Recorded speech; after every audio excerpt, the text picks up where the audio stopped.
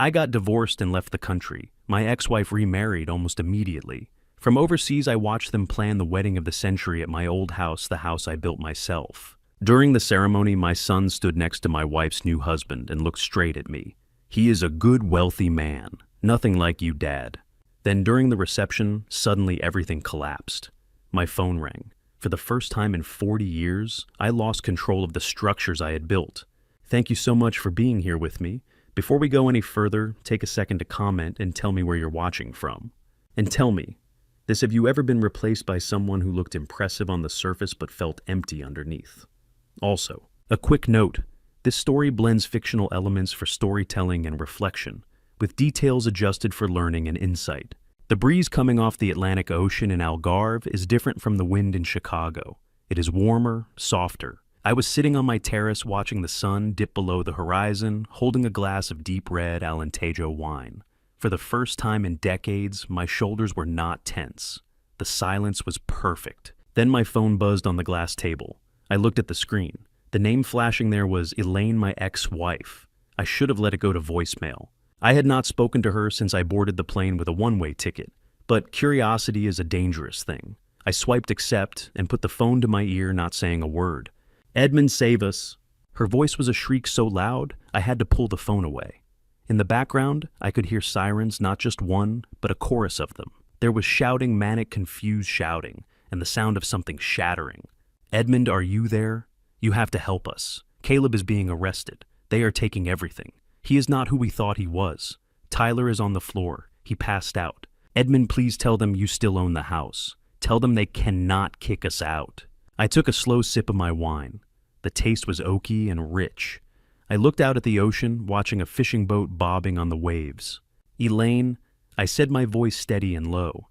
Do you remember what I told you 6 months ago about the foundation? I told you that you cannot build a future on a sinkhole. Edmund, this is not the time for your engineering lectures. We are being ruined. I ended the call. I placed the phone face down on the table. To understand why I did that, why I left the mother of my child screaming into the void, you have to go back to the night my life actually ended. It was a Tuesday in Chicago. November, the kind of cold that seeps into your bones and stays there. I had just come back from my annual physical. The doctor had told me my blood pressure was creeping up, and I needed to reduce stress. I drove home thinking about how to tell Elaine. I parked my 10-year-old Ford truck in the driveway. It was a reliable vehicle. I liked things that lasted. When I walked into the kitchen, the smell of roast chicken was in the air, but the table was not set for dinner. It was cleared completely, except for a thick manila envelope sitting in the center. Elaine was standing by the window, looking out at the dark yard. She was 60, but she fought every year of it with expensive creams and treatments I never questioned. She turned around, and I saw a look in her eyes I had never seen before. It was not anger, it was contempt. We need to talk, Edmund, she said. I put my keys on the counter. Is everything okay? Is it Tyler? She laughed, a short, sharp sound. Tyler is fine. Tyler is better than fine. This is about us, or rather, it is about me finally waking up. She slid the envelope toward me. I want a divorce. I stood there still wearing my heavy coat. The words did not make sense. We had been married for 35 years. We had paid off the mortgage. We had raised a son. We were supposed to be entering our golden years. Wait, then I asked, just one word. Because I am suffocating, Edmund. She walked over to the table and tapped her manicured nails on the envelope. Look at you. You are 72 years old, and you act like you are 90. You count every penny. You drive that embarrassing truck. You wear the same coats you bought 10 years ago. I am bored. I have been bored for 20 years. I felt a tightness in my chest. That is called being responsible, Elaine. That is how we paid for this house. That is how we sent Tyler to private school. Responsible is just another word for cheap, she spat back. I met someone who knows how to treat a woman. His name is Caleb. I froze. Caleb. I knew the name. Caleb Langford. He was a local real estate developer, or at least that is what he called himself. Flashy billboards leased luxury cars, the kind of man who talked loud in restaurants and tipped poorly. Caleb Langford, I repeated. The guy who wears suits that are too tight and smells like cheap cologne. Caleb just put a down payment on a Porsche Macan for me. She said, her eyes lighting up with a greed I had ignored for too long. A Porsche, Edmund. When was the last time you bought me anything that did not have a practical use? He is 55. He has energy. He has big plans. He makes me feel alive. You just make me feel old. I pulled out a chair and sat down. My legs felt weak. So this is it. 35 years thrown away for a car and a midlife crisis. It is not a crisis, she snapped. It is an upgrade. Sign the papers, Edmund. I am not asking. I am taking the house. At the house. I looked around the kitchen. I had designed the extension myself. I had laid the hardwood floors with my own hands on weekends. I knew every wire, every pipe, every beam in this place. You want the house? I asked quietly. Elaine, this house is old. The slate roof needs maintenance this spring that will cost $80,000. The heating system is custom complex. You cannot just run this place without knowing how it works. Caleb will handle it. She waved her hand dismissively. Caleb has people for that. He's going to renovate anyway. He says this place looks like a museum for boring people. The front door opened. I looked up expecting to see my son, expecting an ally. Tyler walked in, shaking snow off his jacket. He was 28 years old, but he still had the softness of a boy who had never really worked for anything. I had paid for his college. I had bailed him out of 3 failed business ventures. Tyler. I said, your mother has lost her mind. She wants a divorce. She is seeing Caleb Langford. Tyler did not look surprised. He did not look upset. He walked over to his mother and stood next to her, crossing his arms. I know, Dad. I met Caleb last week. You met him? Yeah, he is actually a really cool guy. I felt like I had been punched in the gut. My own son. Tyler, this man is destroying our family. Dad, stop being dramatic, Tyler said, rolling his eyes. Look, nobody's happy here. You are always lecturing me about saving money and working hard. It is exhausting. Caleb gets it. He understands. Vision. A vision, I asked. Yeah, vision. I told him about my idea for the luxury organic dog food delivery app. You said it was saturated and risky. You told me to get a job at the engineering firm. Because it is a saturated market, Tyler, I said, trying to keep my voice steady. Well, Caleb thinks it is genius, Tyler interrupted. He promised to invest $200,000 as seed money once the wedding is official. He is going to be an angel investor. I looked from my wife to my son. It was not just a betrayal of affection. It was a transaction. Elaine was selling the marriage for a Porsche, and Tyler was selling his loyalty for a startup check. He is buying you, Tyler, I said. You do realize that, right? He is buying your approval. He is supporting my dreams, Dad, which is more than you ever did. You have the money. I know you do. You just sit on it. You hoard it. You are selfish. Selfish. I thought about the overtime shifts I worked when Tyler was a baby, so Elaine could stay home. I thought about the trust fund I had been quietly building for 20 years, compounding interest, so my grandchildren would never have to worry. I thought about the liquid assets I had moved into offshore accounts the moment I sensed Elaine pulling away months ago, just in case. They thought I was a simple retiree with a pension and a paid-off house. They had no idea about the consulting fees I had commanded for major bridge projects or the stock portfolio I managed myself. Fine, I said. I reached for the pen in my pocket. It was a nice pen, heavy, reliable. I will sign. Elaine let out a breath she had been holding. Good. Make it easy, and we will not fight you on your personal belongings. You can take your truck and your tools. We want the house and half of the checking account. I opened the envelope. I scanned the legal jargon. It was aggressive. She wanted the property fully transferred to her name within 30 days. I signed my name, Edmund Whitmore. The signature was firm. There is one thing, I said, capping the pen.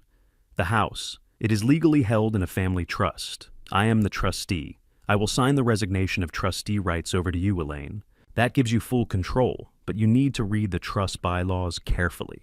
Just sign it. Edmund, stop stalling, she said, snatching the papers away. I do not need your advice on how to own a home. Tyler patted me on the shoulder, but it felt condescending. No hard feelings, Dad. You will be happier in a condo somewhere. Less maintenance, right? I stood up. I buttoned my coat. You are right, Tyler. Less maintenance. I walked to the door. I did not look back at the kitchen I had built. I did not look back at the wife I had adored or the son I had protected. I walked out into the cold Chicago night.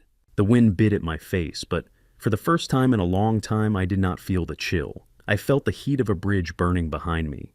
I got into my truck and started the engine. As I pulled away, I looked at the house one last time. I saw Caleb Langford pull up in a shiny silver car. I saw him walk into my house, and I saw my wife and son greet him with hugs. They were celebrating. They thought they had won the lottery. They did not know that the house they just fought so hard to steal was a ticking time bomb, and they definitely did not know that by signing those papers I had just triggered the countdown. I drove toward the airport. I had a flight to catch, and I had a new life to start, but I knew the phone call would come eventually. I just did not think it would be this soon. Back on the balcony in Portugal, the sun had completely set. The air was cooling down. I poured myself another glass of wine. My phone screen was dark now. I wondered if they had found the clause in the trust yet, the one about moral turpitude and criminal association. Probably not. They never read the fine print. But they were about to learn that, in construction and in life, the devil is always in the details. 3 days later, I was standing in the driveway scraping ice off my windshield when a silver Bentley Continental pulled up. It glided over the cracked pavement of the driveway I had been meaning to fix next summer. The window rolled down, and I smelled that cloying cologne before I even saw his face. Caleb Langford stepped out. He was wearing a camel hair coat that looked expensive from a distance, but up close the stitching was uneven. He adjusted his cuffs, making sure to flash the heavy gold watch on his left wrist. "Edmund," he said, his voice booming as if we were old friends meeting at a country club.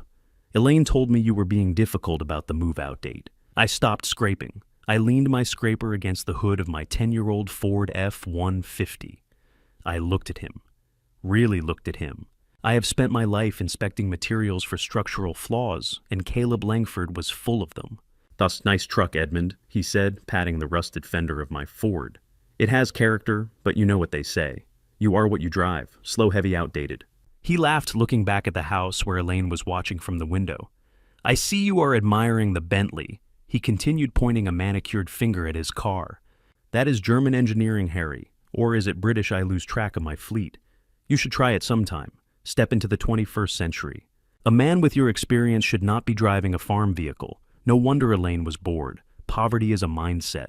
Harry and you are stuck in the Depression era."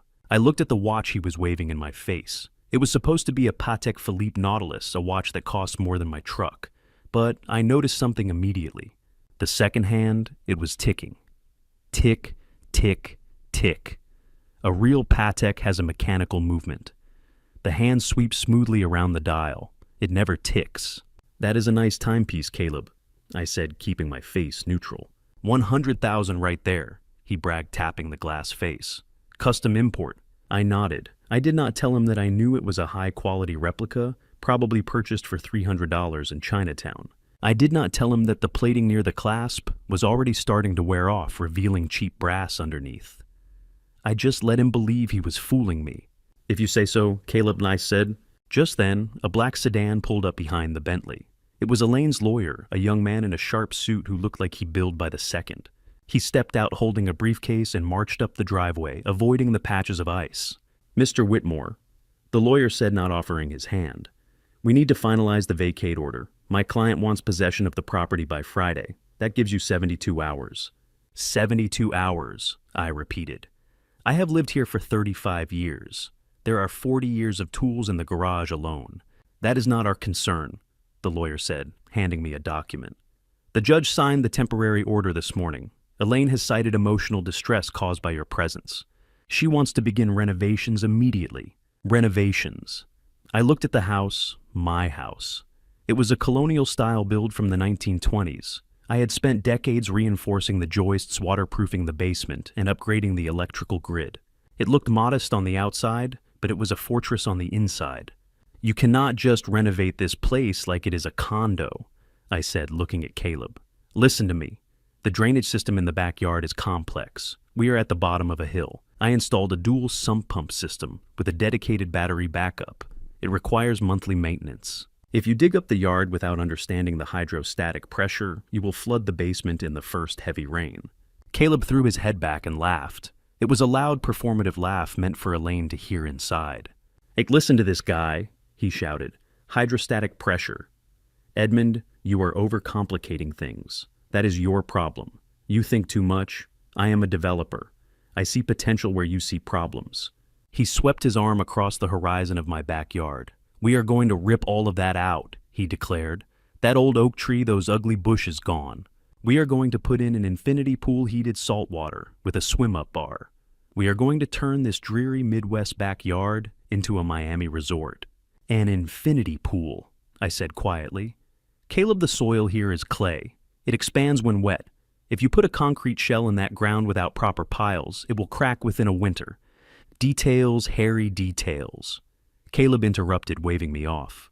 Do not worry about your little pumps. I will have my crew out here next week. We are going to gut this place. Open concept, glass walls. Elaine deserves light. She has been living in your cave long enough. Now take your truck and go find a motel. You are depressing the property value just by standing here. I looked at the lawyer. He just shrugged, checking his phone. Fine, I said. 3 days. I spent the next 48 hours moving, but I did not move the way they expected. Elaine stayed in the guest room, refusing to speak to me while I worked. Tyler did not even come to help. He was too busy looking at blueprints for the infinity pool with Caleb. I did not pack the furniture. I left the leather sofas. I left the mahogany dining table I had restored. I left the 60-inch television. I left the expensive rugs. Let them have the things. Things can be replaced. Instead, I went to the basement. I went to the wall behind the water heater, where a loose brick concealed a small safe. This was not the main safe in the office that they knew about. This was the archive. I took out the original blueprints of the house, the real ones, the ones that showed exactly where the load-bearing walls were and where the main sewer line ran. I took the deed to the land, which was still technically held in the name of the Whitmore Family Trust. I took the hard drive that contained the server backup for the smart home system. You see, I had automated the entire house 5 years ago. The heating, the cooling, the security, the irrigation, even the pool pumps were controlled by a central server. I had coded myself. I sat at my desk in the garage for the last time. I opened my laptop and logged into the house administration panel. Elaine and Caleb wanted control. I would give them control. I deleted the schedule for the sump pumps. I turned off the automatic frost protection for the pipes. I disabled the voltage regulator for the main circuit breaker. Then I opened the banking portal for the trust. 20 years ago, when I set up this trust fund to protect our assets, I included a specific clause. It was standard legal language mostly, but I had added a distinct stipulation called the Moral Preservation Clause. It stated that the beneficiary of the trust, which was now Elaine, could only maintain right of use to the primary residence if she did not cohabitate with anyone having a criminal record or significant financial liability that could endanger the asset. At the time I wrote it to protect us from potential lawsuits if Tyler ever got into trouble. I never thought I would use it against my wife. I typed in my master password. I changed the status of the trust from active to under review. This did not evict them immediately. That would be too obvious. It simply triggered a silent audit. It meant that the legal ownership of the house was now in a gray area. If they tried to sell it, refinance it, or use it as collateral for a loan, the system would flag it immediately. But they would not know that. Not until they tried to sign a check. I packed the laptop into my bag. I took one last look at the garage. My workbench was empty. I had given my best tools to my apprentice at the firm a week ago. I would rather give them to a stranger who respected the craft than leave them for Caleb to sell for scrap. I walked out to my truck. The back was filled with boxes of books, personal files, and my clothes. That was it. 40 years of life reduced to a truck bed. Elaine was standing on the porch. She was wearing a silk robe, smoking a thin cigarette. She looked like she was posing for a magazine cover. "Leave the keys on the hood. Edmund," she called out, not bothering to come down the steps. "And do not steal the gate opener. Caleb needs it." I placed the house keys on the hood of my truck. "The gate code is changed," I said. I reset it to the factory default, 1234. Easy enough for you to remember. She rolled her eyes. "Just go, Edmund. Go be sad somewhere else." I climbed into the cab of my truck. The engine roared to life. It was a loud, unrefined sound, but to me, it sounded like freedom. I backed out of the driveway. I saw Caleb's Bentley parked on the street. I saw the for sale sign in the neighbor's yard. I saw the clouds gathering above the house, dark and heavy with snow. They wanted an infinity pool. They wanted to tear out the roots and build a glass box. I shifted into drive and tone. "Good luck with the hydrostatic pressure," I whispered to the rear view mirror. As I drove away toward the airport, toward Europe, toward a life where I would not be mocked for being prudent, I felt a strange sense of calm. I had left them the house, but I had taken its brain and its soul, and without those a house is just a pile of bricks waiting to fall. I just hoped I would be far enough away when the collapse finally happened. The courtroom smelled of floor wax and stale coffee. It was a place where promises went to die, and assets were stripped like copper wire from an abandoned building. I sat on the hard wooden bench, my hands folded calmly on the table. Elaine sat across from me next to her shark of a lawyer. She was tapping her foot impatiently, checking her phone every 30 seconds. I knew she was texting Caleb, updating him on the plunder. The judge, a tired woman who looked like she had seen too many marriages dissolve over money, adjusted her glasses and looked at the financial statements. Mrs. Whitmore is requesting 50% of the pension fund and an immediate liquidation of the joint savings account, the judge said. Elaine's lawyer leaned forward. My client needs liquidity, Your Honor. She's starting a new life and requires immediate funds to secure her housing and lifestyle. Mr. Whitmore has significant holdings in land and long-term bonds, but my client is not interested in waiting for maturity dates. She wants cash. I looked at Elaine. She was not looking at me. She was looking at the number written on the lawyer's notepad. $300,000. That was the cash value of the savings account, and the portion of the pension she could access immediately. To her, it was a fortune. It was the wedding budget. It was the down payment on the pool. It was the shopping spree she had already planned in her head. I leaned over to my own lawyer, a sensible man I had known for 20 years. Give it to her, I whispered. He looked at me surprised. Edmund, are you sure that wipes out your liquid savings?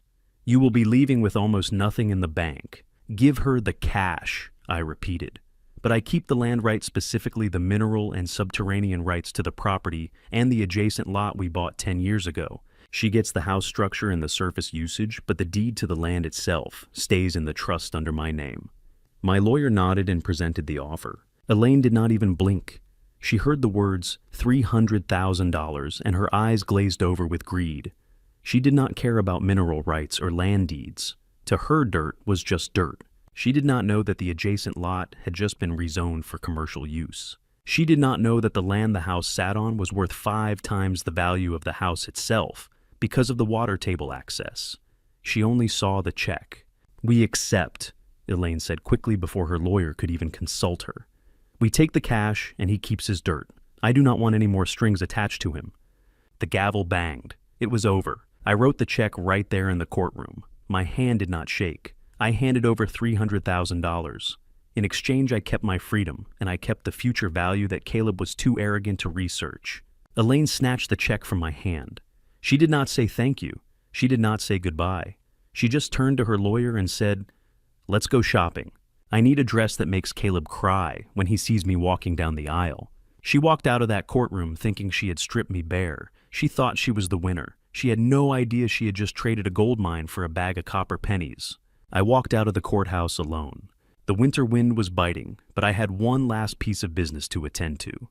One last support beam to check before I condemned the building. I called Tyler. He agreed to meet me at a coffee shop near the university. He was already there when I arrived, sitting in a booth with his headphones on, typing furiously on his laptop. He looked busy, but I knew he was just playing the part of the entrepreneur. I sat down across from him. He took off his headphones with a sigh. "Make it quick, Dad," he said. "I have a meeting with Caleb's brand consultant in an hour. We are designing the logo for the dog food app." "Tyler," I said, ignoring his tone, "I just came from the court. Your mother has her money. The divorce is final." "Good," Tyler said. "Maybe now everyone can move on." I reached into my pocket and pulled out a small notebook. It contained my analysis of Caleb Langford's business history. I had spent nights digging into public records. "Son, please listen to me. I did some research. Caleb's companies are shell corporations. He has declared bankruptcy 4 times in 3 different states. The luxury cars are leased through a third-party credit agency with predatory rates. This investment he promised you, it does not exist. He is using your mother's credit to float his lifestyle." Tyler's face turned red. He slammed his laptop shut. "Stop it! Just stop it right there. You are pathetic, Dad. You really are. I am trying to protect you," I said, my voice rising slightly. "If you sign any partnership papers with him, you become liable for his debts. Do not let him use your name." "Protect me?" Tyler laughed a bitter, ugly sound. "You are not trying to protect me. You are jealous. You cannot stand that a man with real vision and charisma has stepped in to be the father figure I never had. You are a small man, Edmund. You think small, you live small. Caleb thinks big. He is a fraud, Tyler. He is a genius. Tyler shouted, causing people in the coffee shop to turn and stare. And he is generous. He treats Mom like a queen. He treats me like a partner. You treated us like employees. Do this, Tyler. Save that, Tyler. Don't spend that, Tyler. We are sick of it. He stood up, grabbing his backpack. Here is the deal, Dad. I am done with your negativity. I do not want your advice. I do not want your warnings, and I definitely do not want you around to poison the wedding. Tyler, please. No, Tyler said, pointing a finger at my face. Do not call me. Do not text me. As far as I am concerned, I am a Langford now. The only time I want to hear from you is when you are dead and reading the will, and knowing you, you probably left it all to some charity just to spite us. He turned and walked out. I watched my son, my only child, walk away from me and get into an Uber. I sat there for a long time, staring at the cold coffee in front of me. That was the moment the last cable snapped. The bridge had collapsed. There was nothing left to save. I stood up and left the notebook on the table. Someone else could read about Caleb's bankruptcies. It was not my job anymore. 2 hours later, I was at O'Hare International Airport. I had one suitcase. I had my passport. And I had a one-way ticket to Faro, Portugal. I walked through the terminal, feeling lighter with every step. I stopped at a kiosk to buy a bottle of water. I took my phone out of my pocket. I opened my contacts list. I scrolled to Elaine. I pressed block. I scrolled to Tyler. I hesitated for a fraction of a second. Remembering the day he was born, remembering the first time I taught him to ride a bike. But then, I remembered his face in the coffee shop. I remembered him telling me to wait until I was dead. I pressed block. I walked to the gate and handed my boarding pass to the attendant. Going on vacation, sir? She asked with a smile. A relocation, I said. Permanent. I walked down the jet bridge. I found my seat by the window. As the plane taxied down the runway, I looked out at the gray skyline of Chicago. Somewhere down there in that sprawling city, Elaine was buying a dress she could not afford. Somewhere down there, Tyler was designing a logo for a company that would bankrupt him. Somewhere down there, my house was humming with the automated systems I had built. But the systems needed a master, the pumps needed monitoring, the roof needed inspection. The foundation needed care. They had fired the caretaker. I leaned back in my seat as the engines roared to life. The plane lifted off, pushing me back into the cushion. Let us see how they live without the maintainer, I whispered to the glass. Let us see how long the castle stands when the king has left the building. I closed my eyes, and for the first time in 6 months, I slept without dreaming of cracks in the walls. The Algarve coast has a way of healing wounds you did not even know you had. For the first time in 40 years, I was not waking up to the sound of an alarm clock or a list of demands. I was waking up to the sound of waves crashing against the cliffs and the smell of salt water mixed with blooming jasmine. I rented a villa in Lagos. It was not a glass box like the one Caleb wanted to build. It was a restored farmhouse with thick stone walls and terracotta tiles. It had history. It had soul. In Chicago, I was just the old man who drove a Ford truck and refused to buy a new suit. Here I was, Edmund the retired engineer, who knew how Roman aqueducts worked. I spent my mornings at a local cafe where the owner Manuel saved me the best table. We did not talk about money or stocks. We talked about the structural integrity of the old city walls. I was respected not for what I could buy, but for what I knew. That is how I met Elena. She was 65, an artist who worked with clay and bronze. I met her at a gallery opening I had wandered into. I was staring at a sculpture of a bridge she had made, admiring the tension cables she had rendered in copper. You are looking at the load distribution, she had said, standing beside me. Everyone else looks at the shape. You are looking at how it stands up. I turned to see a woman with silver hair tied back loosely, and eyes that were sharp and kind. She wore linen clothes covered in faint smudges of charcoal. She did not look like she was trying to be young. She looked comfortable in her own skin. It is a cantilever design, I said. If you did not counterbalance the weight here, it would collapse. Exactly, she smiled. Balance is everything in art and in life. We started having dinner together. Elena did not care that I had a trust fund or a pension. She drove a 20-year-old Fiat and lived in a small studio filled with light. When I told her about my life, about the bridges I built, she listened. When I told her about Elaine, she did not offer pity. She just poured me more wine and said, "Some people fall in love with the scaffolding and forget about the building." For the first time in decades, I felt seen. I was not a wallet. I was a man. But even in paradise, ghosts have a way of finding you.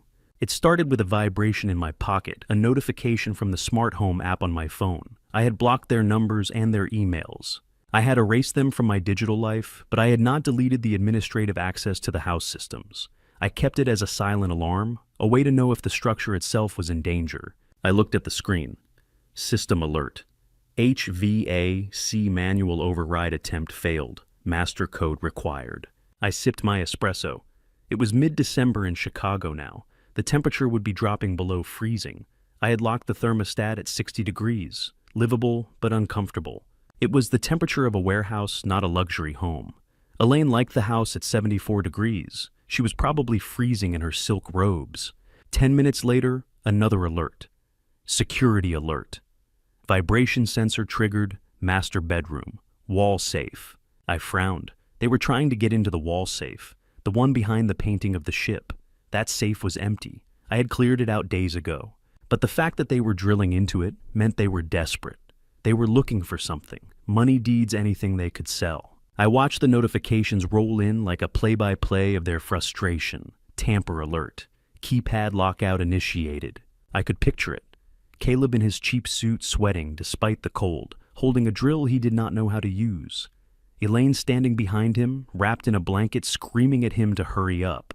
They were rats in a maze I had designed, and they had just hit a dead end. I felt a strange mix of satisfaction and sadness. This was the woman I had shared a bed with for 35 years. Now she was reduced to a burglar in her own home, breaking into an empty box, hoping to find a scrap of my life to sell. I put the phone face down on the table. Elena looked at me. "Bad news?" she asked. "Just old noise," I said, forcing a smile. "Nothing that can reach us here." But the noise was about to get louder. The next afternoon I was walking along the cliffs with Elena when my phone rang. It was not a notification this time. It was a call from a number I recognized, a Chicago area code. It was Robert, the branch manager at First National Bank. Robert and I went way back. I had designed the reinforcement for his bank's vault 10 years ago. We played golf occasionally. He was one of the few people who knew the true extent of my assets. "Eben," he said, his voice professional but tight. "I apologize for calling you overseas. I know you are retired." "It is fine, Robert," I said, stepping away from Elena to shield her from the wind. "What is wrong?" "I have a loan application on my desk, Edmund. It is for a home equity line of credit, $500,000. I paused, watching a seagull dive into the ocean. "Against my house." "Yes, against the property on Oak Street. The applicant is a Mr. Caleb Langford. He claims to be your legal representative. He has a power of attorney document with your signature on it." I let out a low laugh. A forgery. A clumsy one at that. Caleb was not just a leech. He was a criminal. "Edmund," Robert continued. "The signature looks off, and the title search flagged the property as being held in a trust.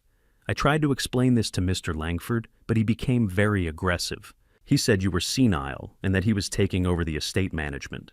He claims the funds are for urgent structural repairs." "Repairs," I said. "He means a swimming pool. Listen, Robert, the power of attorney is fake. I never signed anything." "I thought so." Robert said, "I can call the police right now, Edmund. This is attempted fraud. I can have him arrested in the lobby. He is sitting out there right now drinking our free coffee." I closed my eyes. I imagined Caleb in handcuffs. It would be easy. It would be quick. But it would be too quick. If he was arrested now, Elaine would play the victim. She would say she was tricked. She would cry, and Tyler would bail her out. They would find a way to spin it. "And no, Robert," I said. "Do not arrest him, not yet." Robert was silent. "Edmund, he is trying to steal $500,000 of equity." "I know, but I want you to process the application." "Process it?" "Yes. Tell him everything looks good. Tell him the credit check passed. Tell him the funds will be released in 5 days. Make him believe he has won. Let him taste that money." "Edmund, are you sure?" "I am sure. I want him to commit fully. I want him to spend money he does not have yet. I want him to plan the biggest party of his life, and then when he goes to withdraw the first dollar, I want the account to be frozen."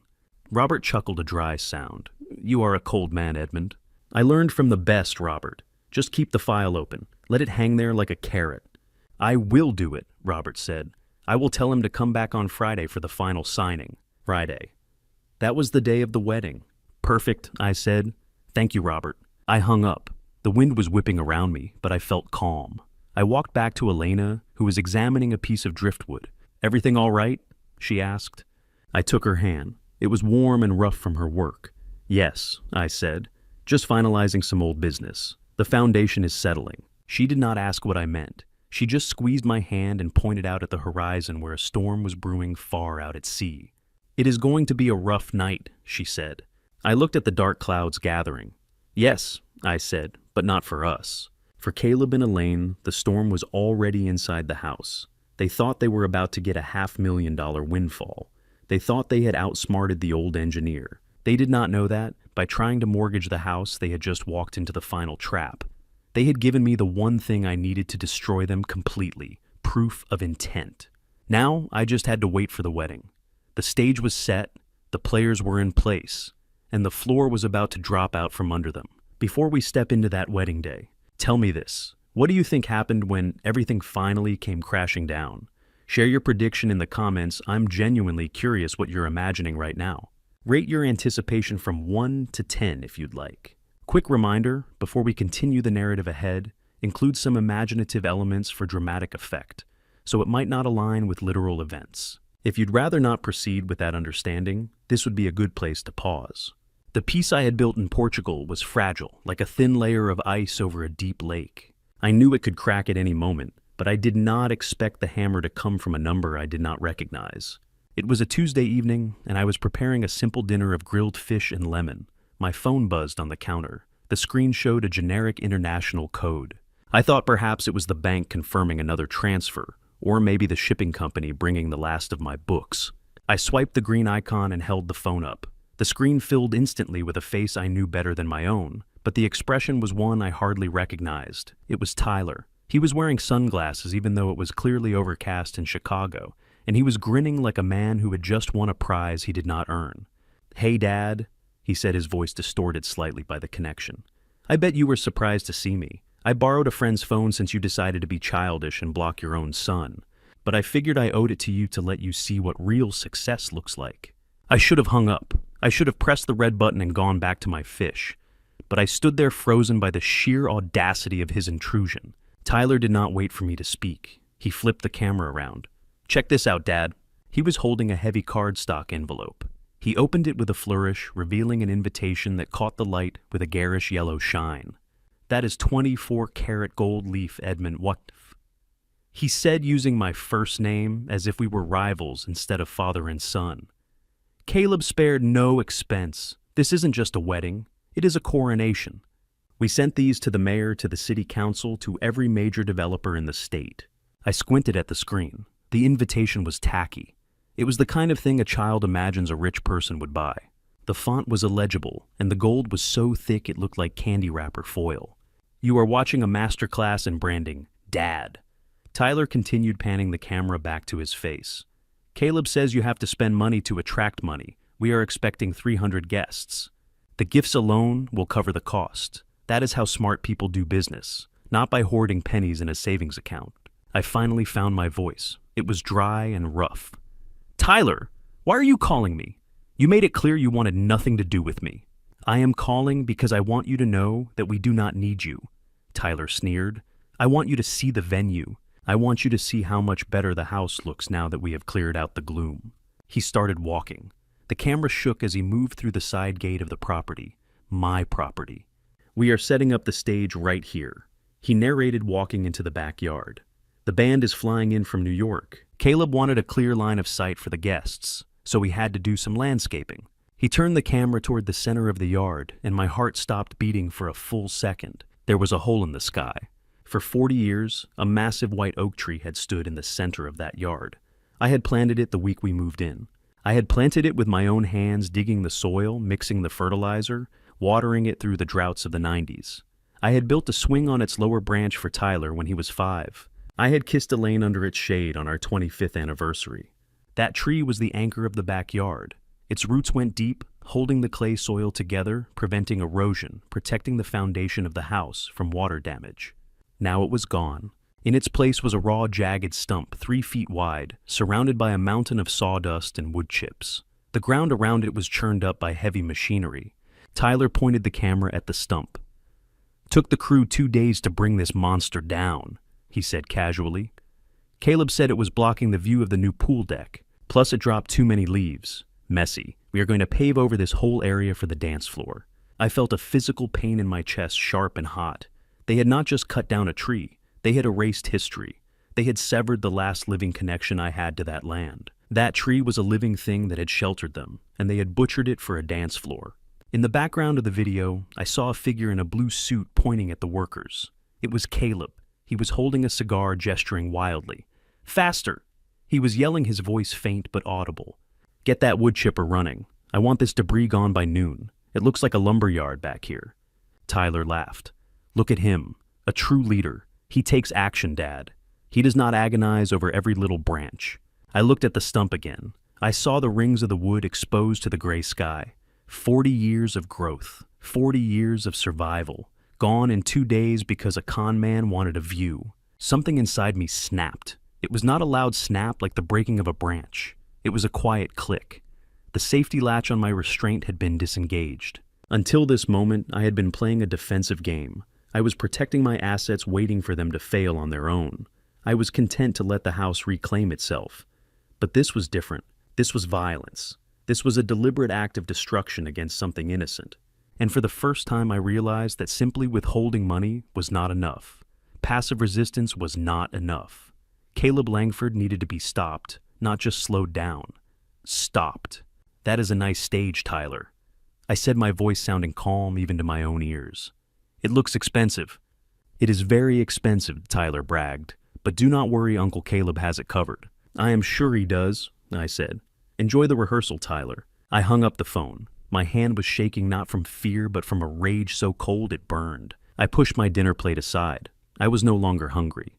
I walked out to the balcony and looked at the ocean. I needed to think. I needed to remember. I remembered a name. Years ago, when I was consulting on a structural issue for a warehouse district in downtown Chicago, I had crossed paths with a man named Henderson, Elias Henderson.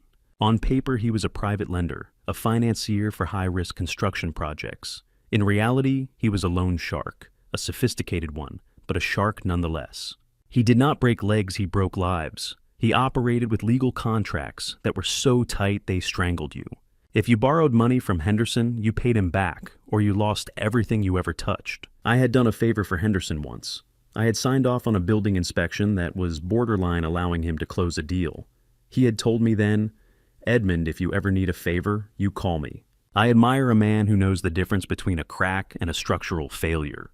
I knew Caleb's history. I knew he lived on credit. I knew he borrowed from Peter to pay Paul. And in my research in the nights before I left, I had seen a lien on one of Caleb's shell companies. A lien held by Henderson Holdings, LLC. Caleb owed Henderson money, a lot of money. And knowing Caleb, he was probably dodging the calls. I took my phone out again. I scrolled through my contacts to a number I had not called in 5 years. I hoped it was still active. It rang 4 times. Whitmore. The voice was like gravel grinding in a cement mixer. Hello, Elias, I said. It has been a long time. You are in Portugal, I hear, Henderson said.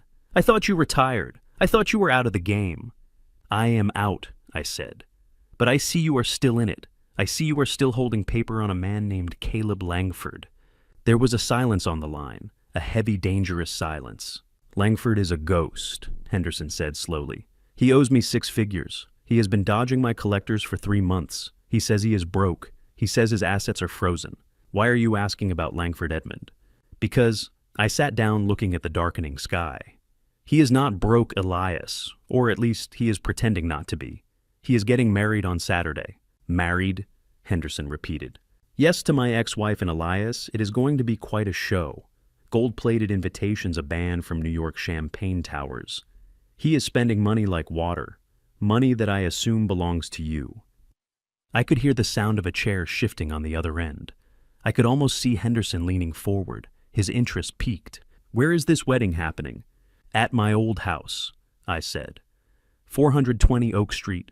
The ceremony starts at 5. The reception is at 6 o'clock. Caleb will be there. He will be in a tuxedo. He will be surrounded by wealthy guests. He will be holding court. And he will be very embarrassed if an old creditor shows up, I added.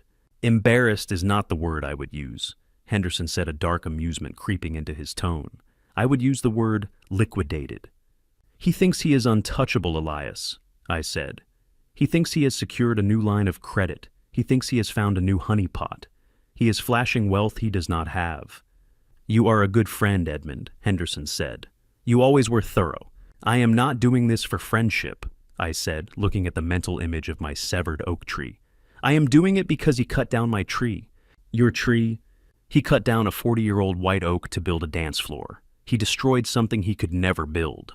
There was a pause, and then Henderson laughed. It was a short, sharp sound. I understand. A man has to have a code. Do not worry, Edmund. I will attend the wedding. I might even bring a gift. What kind of gift, I asked. A foreclosure notice. Henderson said, and maybe a pair of handcuffs. I have some friends in the fraud division who have been looking for Langford too. If he is throwing a party, it would be rude not to invite them. Thank you, Elias, I said. Enjoy your retirement, Edmund. The line went dead. I put the phone down. The rage in my chest had settled into a cold, hard resolve. I had just lit the fuse. Caleb wanted a spectacle. He wanted the wedding of the century. He wanted everyone to look at him. Well, I had just ensured that he would get exactly what he wanted. All eyes would be on him, especially the eyes of the men he owed money to. I poured myself a glass of wine. I toasted the empty air. To the oak tree, I whispered. The roots were gone, but the timber was about to come crashing down on their heads, and I would have a front row seat to the demolition. Saturday arrived with a gray sky that hung low over Chicago like a dirty wool blanket. But inside the perimeter of my former home, everything was designed to sparkle. I sat in my villa in Lagos, with my laptop open connected to the security cameras I had never deactivated. The feed was crisp high definition. It was 5 o'clock in the evening back in Illinois, and the show was about to begin. I poured myself a glass of water. I did not need alcohol for this. I wanted my senses sharp. I wanted to remember every detail. The garden where my oak tree once stood was now a sea of white tents and rented chairs. Caleb had covered the muddy ground with expensive red carpets, but I could see them sinking into the soft clay with every step the guests took. And what a collection of guests it was. I recognized a few faces from the local business pages, men who had been indicted for fraud, women who ran charities that spent more on galas than on the poor. It was a gathering of vultures pretending to be peacocks. Elaine was standing near the entrance greeting people. She was wearing a dress that was too young for her, a shimmering silver gown that looked uncomfortable. Around her neck was a diamond necklace that caught the light of the camera. I zoomed in. I recognized that necklace. It was from a high-end rental service in the city. You could borrow it for 48 hours for $2,000. She was literally wearing borrowed time. She looked frantic. Her smile was too wide, her eyes darting around, constantly checking if people were impressed. She was playing the role of the wealthy matriarch. But I knew her tell. She was twisting the ring on her finger. She only did that when she was terrified. Then there was Caleb. He was holding court by the ice sculpture, which was melting faster than he anticipated. He was wearing a white tuxedo jacket. He looked like a lounge singer on a cruise ship. I turned up the volume on the microphone hidden near the patio. We are breaking ground next month on the resort in Tulum, Caleb was saying to a group of men who were clearly only there for the free scotch. It is going to be massive eco-friendly luxury. I have already secured the coastal rights. You gentlemen should get in on the ground floor. Minimum buy-in is $50,000. I shook my head. Tulum. Last week it was a tech startup. The man did not even have a passport. Tyler was standing next to him, nodding like a bobblehead doll. My son looked handsome in his suit. I will give him that, but his posture was weak. He was holding a glass of champagne and laughing too loud at Caleb's jokes. Ladies and gentlemen, Tyler announced, tapping a spoon against his glass. If I could have your attention, I just want to say how proud I am to stand here today. For years, this house felt like a museum. It was cold, it was quiet. It was run by fear and penny pinching. But look at it now. He gestured to the crowd. This is what a real legacy looks like. Caleb, thank you for showing my mother what true love is. And thank you for showing me what it means to be a man of vision. To the happy couple, the crowd cheered. I watched my son toast to my replacement. I felt a sting of betrayal, but it was duller now. It was like watching a stranger on television. He had made his choice. But as the applause died down, I noticed something that the guests missed. The lights strung up inside the tent flickered. It was subtle, just a quick dimming, but to an engineer it was a scream for help. I opened a second window on my laptop screen. It was the dashboard for the house's electrical grid. The load meter was in the red zone. You see, when I wired that house, I built it to handle a standard residential load with a 20% safety margin. It was robust, but it was not a power plant. Caleb had brought in commercial stage lighting, massive speakers, industrial heaters for the tent, and a catering kitchen that was running 4 electric ovens simultaneously. He was pulling 300 amps on a 200 amp service. Any competent electrician would have brought in a generator, but generators cost money, and Caleb was cheap where it mattered. He had just plugged everything into the house outlets, probably using $10 power strips. The flickering happened again. This time, it was longer. The music from the band dragged for a second as the voltage dropped. A murmur went through the crowd. Caleb looked up at the chandeliers, annoyed. "Hey!" he shouted at a waiter. "Tell the band to check their equipment. We are getting feedback." "It is not the band, Caleb," I whispered to my screen. "It is the physics you ignored." The catering staff brought out the cake. It was a monstrosity 5 tiers high, covered in gold leaf. Elaine clapped her hands like a child. They moved to the center of the dance floor, right over the spot where my oak tree used to be. The spotlights turned on, blasting them with thousands of watts of heat and light. On my dashboard, the temperature warning for the main breaker panel turned from yellow to flashing red. The wires inside the walls were heating up. The insulation was softening. The system was begging for mercy. Caleb picked up the silver knife. He raised it high, grinning for the photographers. And then the house fought back. There was a loud pop that sounded like a gunshot. Instantly, every light in the tent went out. The music died with a groan. The heaters stopped humming. The entire property was plunged into absolute darkness. Screams erupted from the guests. Someone dropped a glass, and it shattered. "What is going on?" Elaine shrieked. "Caleb, fix it." I saw the glow of cell phone flashlights turning on, creating eerie shadows dancing on the tent walls. Caleb was furious. "It is this garbage house," he yelled, and his voice carried clearly in the sudden silence. "That cheap old man Edmund used substandard wiring. I knew it. He never spent a dime on this place. I am going to sue him. I will sue him for every penny he has left." I sat back in my chair in Portugal. Substandard. I had used copper wiring that exceeded code requirements. What I had also installed was a fail-safe, a master surge protector that would cut the power before the house burned down. I had just saved their lives, and they were cursing my name. "Wait a minute," I said to myself, watching the screen. "The emergency protocol." 5 seconds later, the backup system kicked in. But this was not the main power. This was the emergency lighting I had installed for safety. Low-wattage amber lights mounted near the floor and along the perimeter. The effect was not festive. It was terrifying. The soft amber glow cast long, distorted shadows, making the guests look like ghouls. The silence was heavy. The party atmosphere had evaporated instantly, replaced by the cold reality of a winter night in a dark house. In that dim orange light, a movement at the front gate caught my eye. A car had pulled up. It was not a guest car. It was a black SUV, heavy and imposing. It blocked the driveway, completely preventing anyone from leaving. The doors opened. 3 men stepped out. The first one was tall, wearing a long wool coat and a fedora. He moved with a slow, deliberate weight. It was Elias Henderson. Flanking him were 2 men who looked like linebackers, squeezed into suits, and behind them, flashing blue lights appeared in the distance. A police cruiser, then another. Henderson did not rush. He walked past the stunned valet drivers. He walked onto the red carpet, his heavy boots sinking into the mud. He walked right into the tent. The guests parted for him instinctively. There is a smell to danger, and Henderson reeked of it. Caleb was still standing by the cake, holding the knife, looking like a fool in the amber light. He squinted, trying to see who had entered. "Who is that?" he demanded, trying to regain control. "This is a private event. You cannot just walk in here." Henderson stopped 10 feet away from the cake. He looked around at the decorations, the frightened guests, the half-eaten food. Then he looked at Caleb. "Hello, Caleb," Henderson said. His voice was deep and scratchy, like a tombstone being dragged across pavement.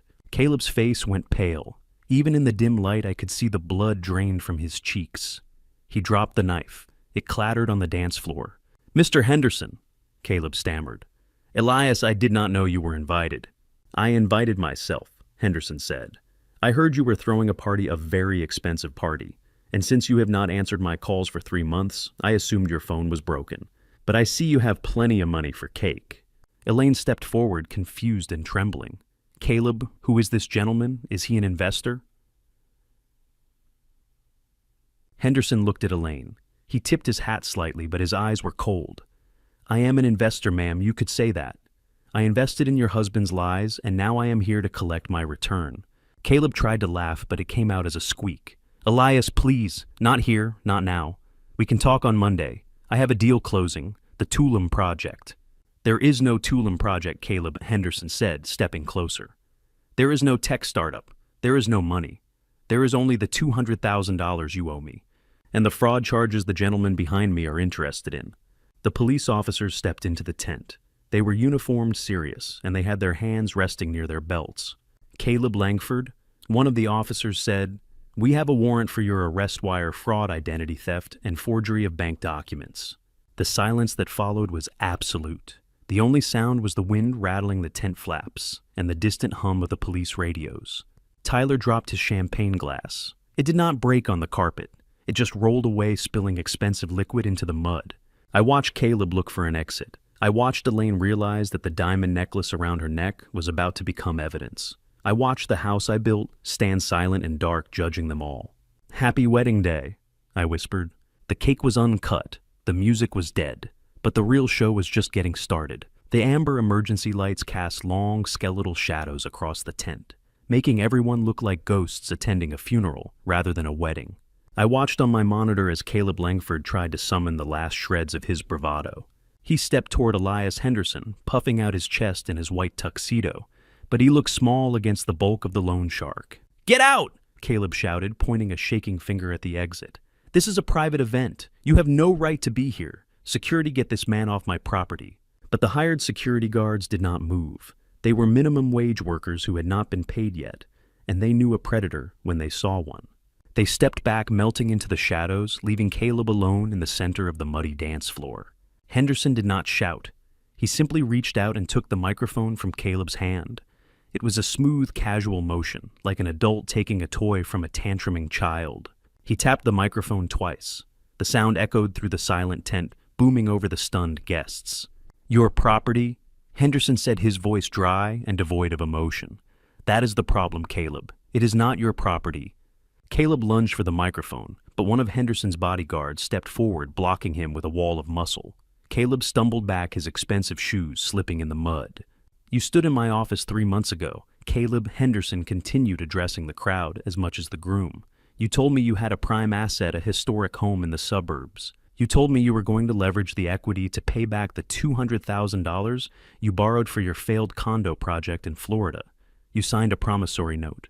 You put this address on the collateral line."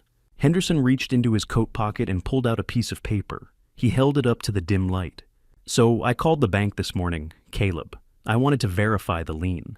And do you know what they told me? They told me the loan was denied. They told me you have zero equity in this house.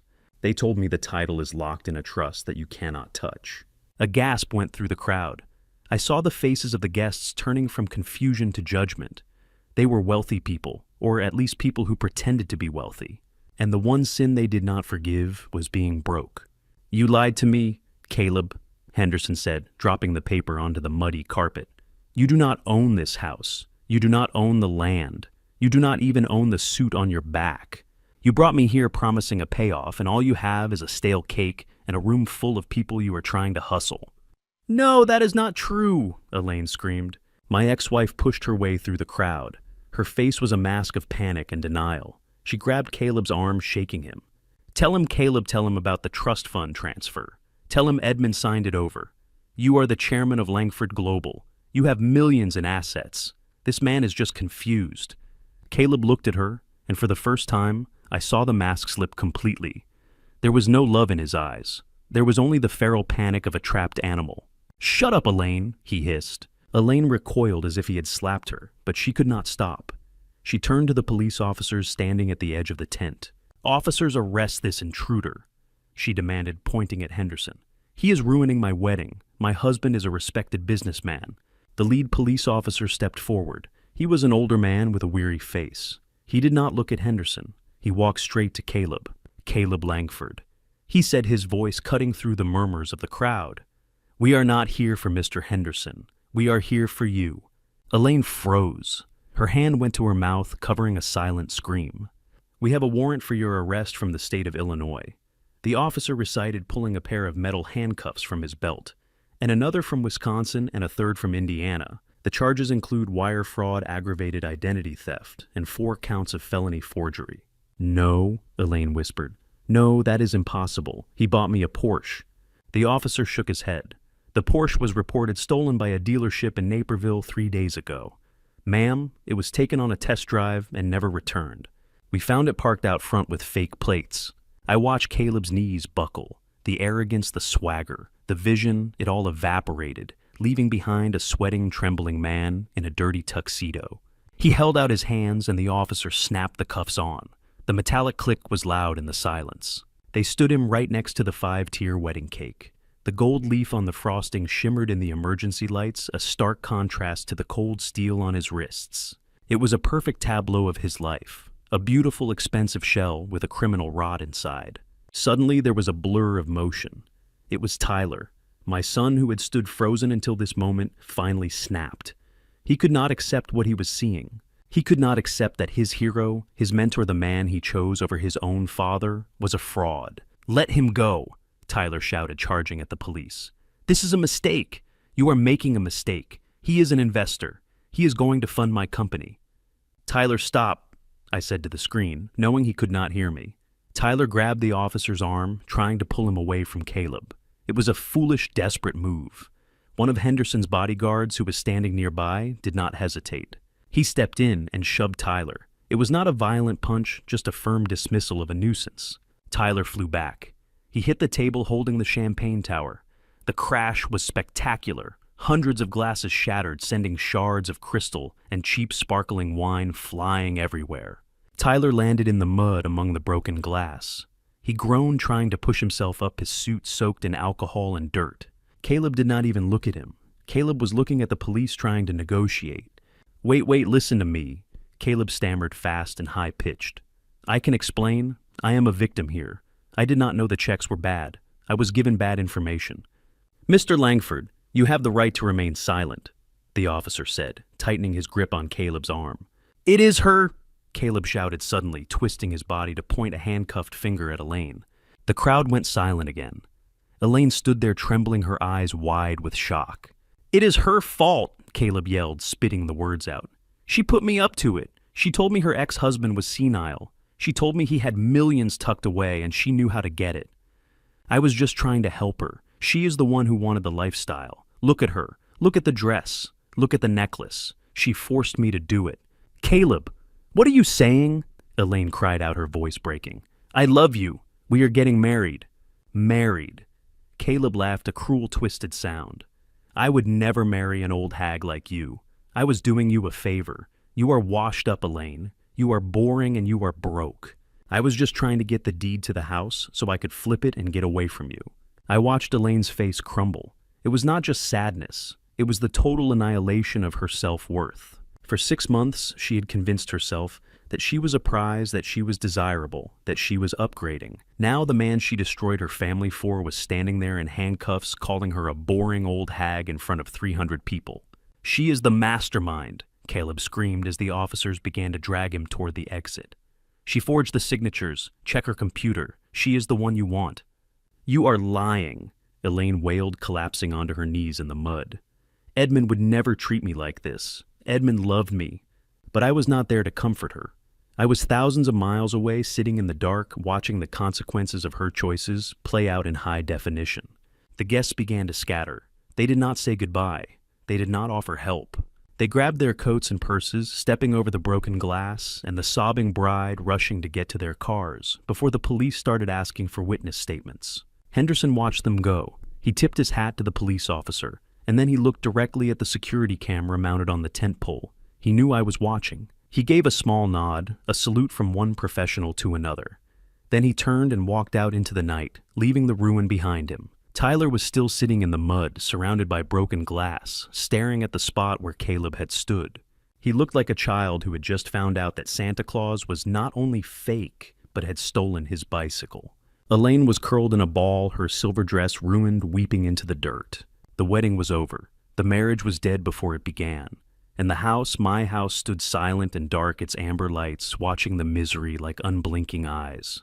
I reached for my mouse. I could have turned off the feed. I could have looked away, but I did not. I watched until the last police car drove away, taking the false king to his cell, because the hardest part of the demolition was over. The structure had been brought down.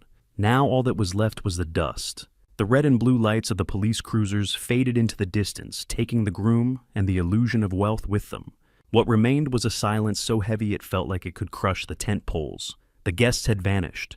I have never seen a crowd of social climbers move so fast.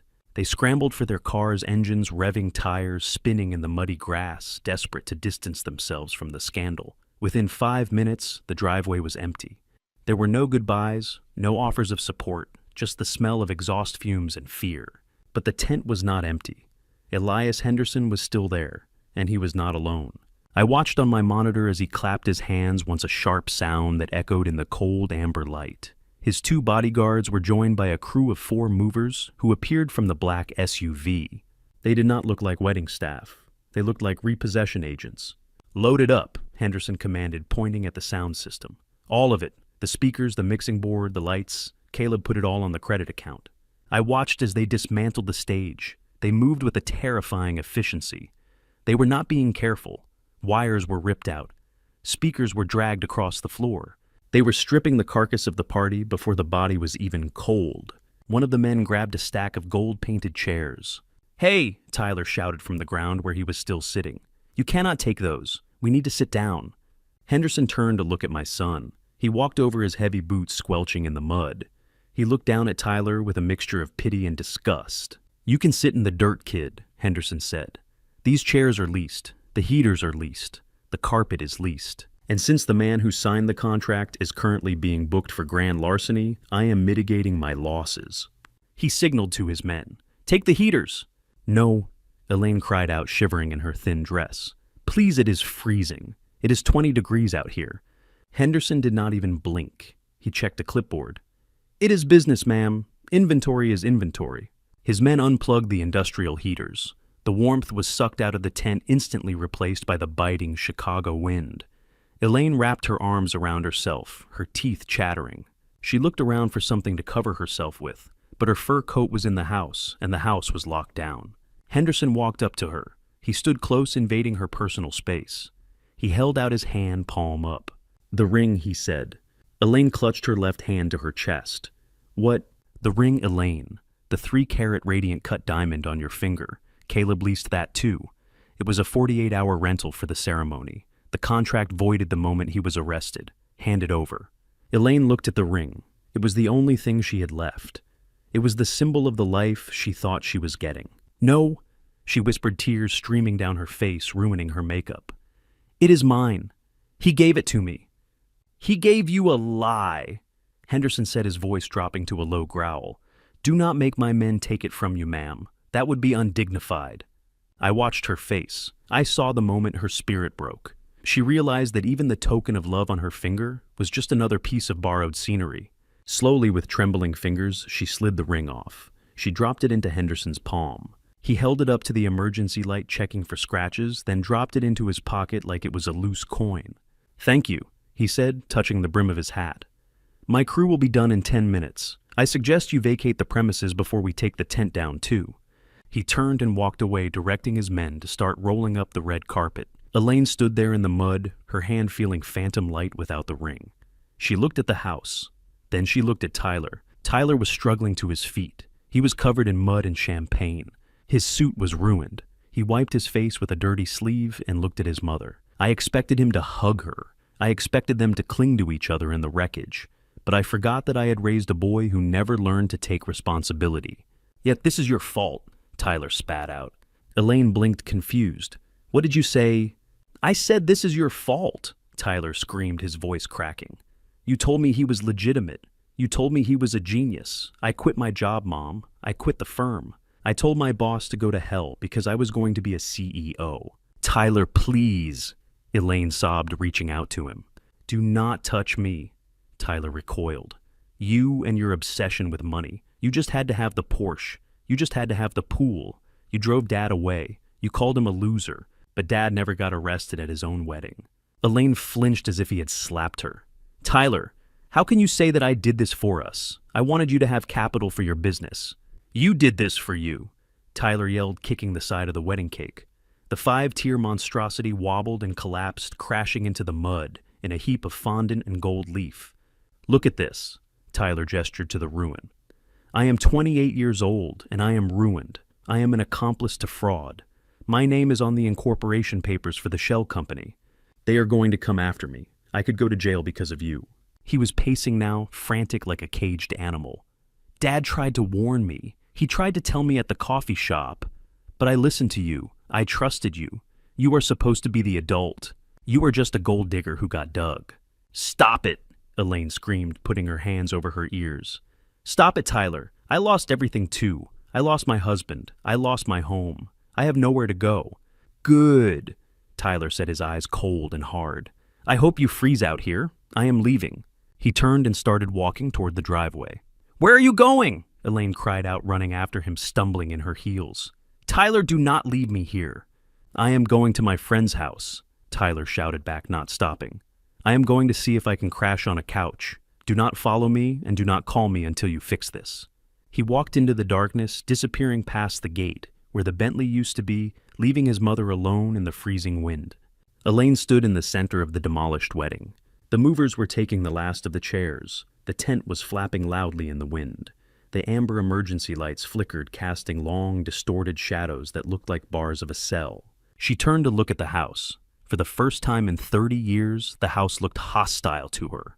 The windows were dark like dead eyes. The front door was locked. The smart system I had installed was silent, refusing to recognize her presence.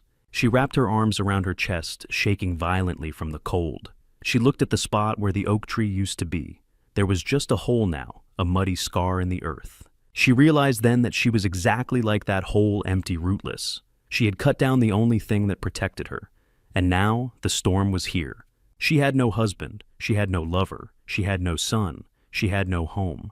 She had nothing but a ruined dress and a fake tan that was streaking in the cold air. She needed a savior. She needed someone who knew how to fix broken things. She reached into her small clutch purse. Her hands were shaking so hard, she dropped the phone twice into the mud before she could grip it. She wiped the screen on her dress. She knew she was blocked. She knew I had walked away. But desperation has a way of making people believe in miracles. She dialed the number she had known by heart for 40 years. The number she used to call when the car broke down, when the pipe burst, when she just needed to hear a steady voice. I sat in my villa in Portugal watching the screen. I saw her lift the phone to her ear. I saw her squeeze her eyes shut, praying, and then on the glass table next to my wine glass, my phone began to buzz. It was the middle of the night in Chicago, but the sun was setting in Algarve. The light was beautiful, golden, and warm. I looked at the phone. It vibrated, dancing slightly on the glass surface. I knew exactly what she was going to say. I knew exactly what tone she would use. The frantic victim, the damsel in distress. I picked up the phone. I did not say hello. I just swiped the green button and held it to my ear, waiting. Edmund, save us. Her scream was raw, tearing through the connection. Edmund, are you there? You have to help us. Caleb is being arrested. They are taking everything. He is not who we thought he was. Tyler is on the floor. He passed out. Edmund, please tell them you still own the house. Tell them they cannot kick us out. I took a slow sip of my wine. The taste was oaky and rich. I looked out at the ocean, watching a fishing boat bobbing on the waves. The loop was closed. The timeline had caught up to itself. I listened to her beg. I listened to her try to manipulate me one last time, using Tyler's name, using the house, using our history. But I was not listening to a wife anymore. I was listening to a stranger who had broken into a building that was scheduled for demolition. Elaine, I said, my voice steady and low. Do you remember what I told you 6 months ago about the foundation? I told you that you cannot build a future on a sinkhole. Edmund, this is not the time for your engineering lectures. We are being ruined. I ended the call. I placed the phone face down on the table. The silence returned to my villa, but this time it was different. It was not the silence of loneliness. It was the silence of a job completed.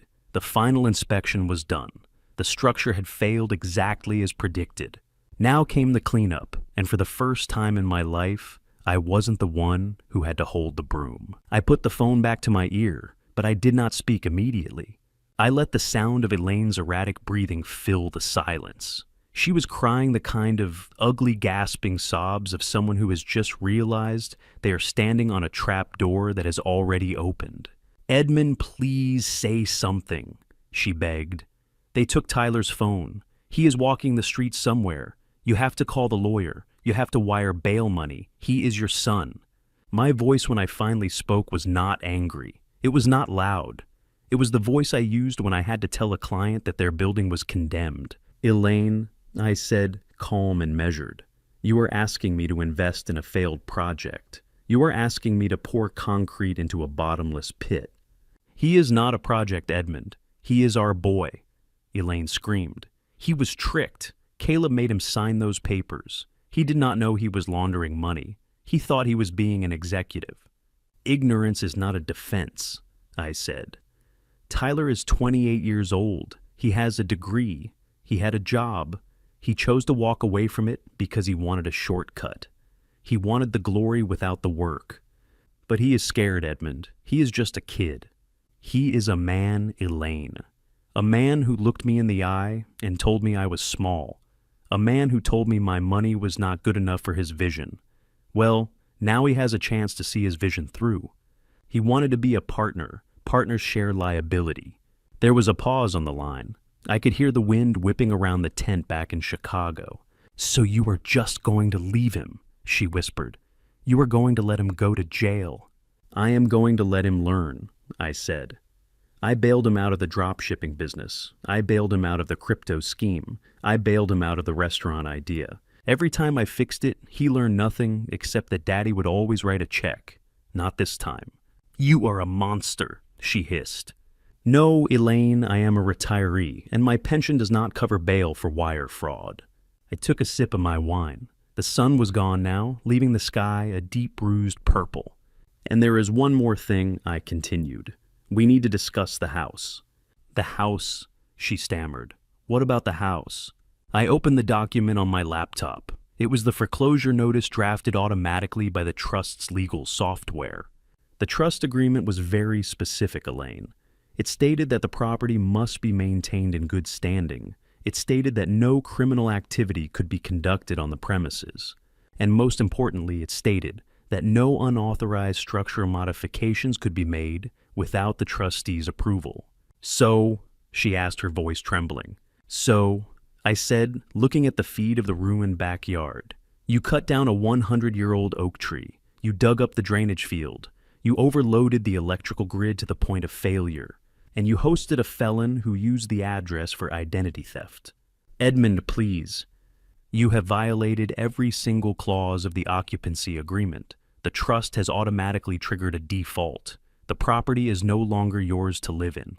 It is a distressed asset." "What are you saying?" "I am saying that at 8 a.m. tomorrow morning, my attorneys will be there with the sheriff. They are not coming to help you move back in. They are coming to change the locks. The house is being seized by the trust to be sold at auction to cover the damages you caused." "Sold," she screamed. "But where will I go? I have no money. I gave it all to the wedding planner. Caleb took the rest." "That sounds like a cash flow problem," I said. "Maybe you should ask Caleb for a refund." "Oh, wait, he is in holding." "Edmund, you cannot do this. We were married for 35 years.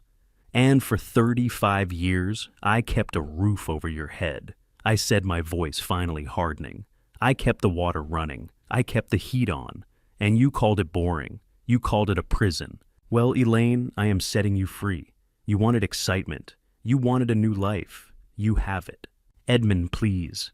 You have 24 hours to remove your personal belongings," I said, cutting her off. "Anything left after that will be considered abandoned property and donated to charity, including the wedding dress. I am begging you." "Goodbye, Elaine." I hung up. I did not slam the phone down. I placed it gently on the table. I felt a strange lightness in my chest. It wasn't happiness, it was relief. The heavy lifting was done. The demolition was complete. I looked out at the dark ocean. Somewhere out there, a ship was sailing freely, unburdened by the anchor it had dragged for too long. I poured the last of the wine into my glass. Tomorrow the lawyers would handle the debris. Tomorrow the cleanup crew would come. But tonight I was just a man enjoying the silence. and for the first time in a long time, the silence didn't feel empty. It felt full. The next morning, Chicago was hit by a storm that seemed personal. The wind howled, tearing at the branches of the trees, and snow fell in heavy, wet clumps. At 8 o'clock precisely, a black sedan pulled up to the curb of 420 Oak Street, followed closely by a sheriff's department cruiser. My attorney stepped out of the car. His name was Marcus Stone. He was not a man who smiled often, and today he looked like an executioner in a cashmere coat. He carried a leather portfolio that contained the final eviction order, the foreclosure papers, and the authorization to change the locks. Inside the house, Elaine and Tyler were likely huddled in the living room, the only room where the residual heat from the fireplace lingered. The smart heating system had shut down completely at midnight, following my remote command. The temperature inside was dropping rapidly, matching the freezing air outside. I watched on the security feed as Marcus walked up the steps and rang the doorbell. He did not ring it timidly. He held his finger on the button, a long, insistent summons that announced the end of an era. The door opened. Elaine stood there wrapped in a duvet, her hair messy, her eyes red and swollen. She looked 20 years older than she had just yesterday. Behind her, Tyler was sitting on the stairs, his head in his hands, still wearing the mud-stained pants from the wedding. "Mrs. Whitmore," Marcus said, his voice cutting through the wind. "I am Marcus Stone, representing the Whitmore Family Trust. By the authority of the trustee, and pursuant to the violation of the occupancy agreement, you are hereby served with an immediate eviction notice." Elaine stared at him, blinking as if he were speaking a foreign language. "Eviction," she whispered. "But we have nowhere to go. It is snowing." "That is not the trust's concern," Marcus replied, handing her the paperwork. "You have 30 minutes to vacate the premises. The sheriff is here to ensure the transition is orderly. Any personal property left behind after that time will be cataloged and placed in storage at your expense or disposed of." Tyler stood up slowly. He walked to the door, pushing past his mother. "You cannot do this," he said, his voice. "My father would not let this happen." "Your father is the one who authorized it," Marcus said, looking at Tyler with cold indifference. In fact, he insisted on the 30-minute timeline. He wanted to make sure the locksmiths could secure the property before the storm got worse. Tyler flinched. The reality of my rejection hit him harder than any physical blow. He realized that the safety net he had always taken for granted, the one he had mocked and spat on, was truly gone. "You have 29 minutes, Marcus said, checking his watch. The next half hour was a frantic, humiliating scramble. I watched them running through the house, grabbing what they could. They did not take the expensive appliances or the art. They took blankets, coats, and boots. They stuffed clothes into garbage bags because they had no suitcases left. Tyler tried to take his gaming computer, but the sheriff stopped him. "Electronics stay," the officer said, "unless you have a receipt proving personal ownership independent of the household funds." Tyler dropped the computer on the floor. He looked at it, the tool of his escapism, his window into a world where he was a hero, and he walked away, leaving it behind. At 8:30, sharp Marcus stood by the door, holding it open. "Time is up." Elaine walked out first. She was carrying 2 plastic bags filled with clothes. She wore her fur coat, but it looked tattered in the harsh morning light. She stepped onto the porch, slipping slightly on the ice. She looked back at the warm hallway, the foyer where we had welcomed guests for 3 decades. "Move along, Mom," the sheriff said gently but firmly. Tyler followed her. He had a backpack and a duffel bag. He did not look back. He kept his head down, shielding his face from the wind and from the shame. Marcus closed the door. The sound of the latch clicking shut was final. It was the sound of a book closing. The locksmith stepped forward immediately, his drill whining as he began to bore into the deadbolt. He was removing the old lock, the one whose key Elaine had carried for 35 years, and replacing it with something new, something she could never open. They stood on the sidewalk shivering as the sheriff placed a bright orange sticker on the front door. "Seized property, do not enter." The snow was falling harder now, covering the muddy scars of the wedding, covering the stump of the oak tree, covering the tracks of the Bentley that had taken Caleb away. Tyler pulled his phone out of his pocket. It was his last lifeline. He dialed a number. I saw the call come through on my screen in Portugal. I did not answer. I did not even look at it. I just let it ring until it went to voicemail. Then I logged into the carrier's website and clicked cancel service. On the sidewalk, Tyler stared at his phone.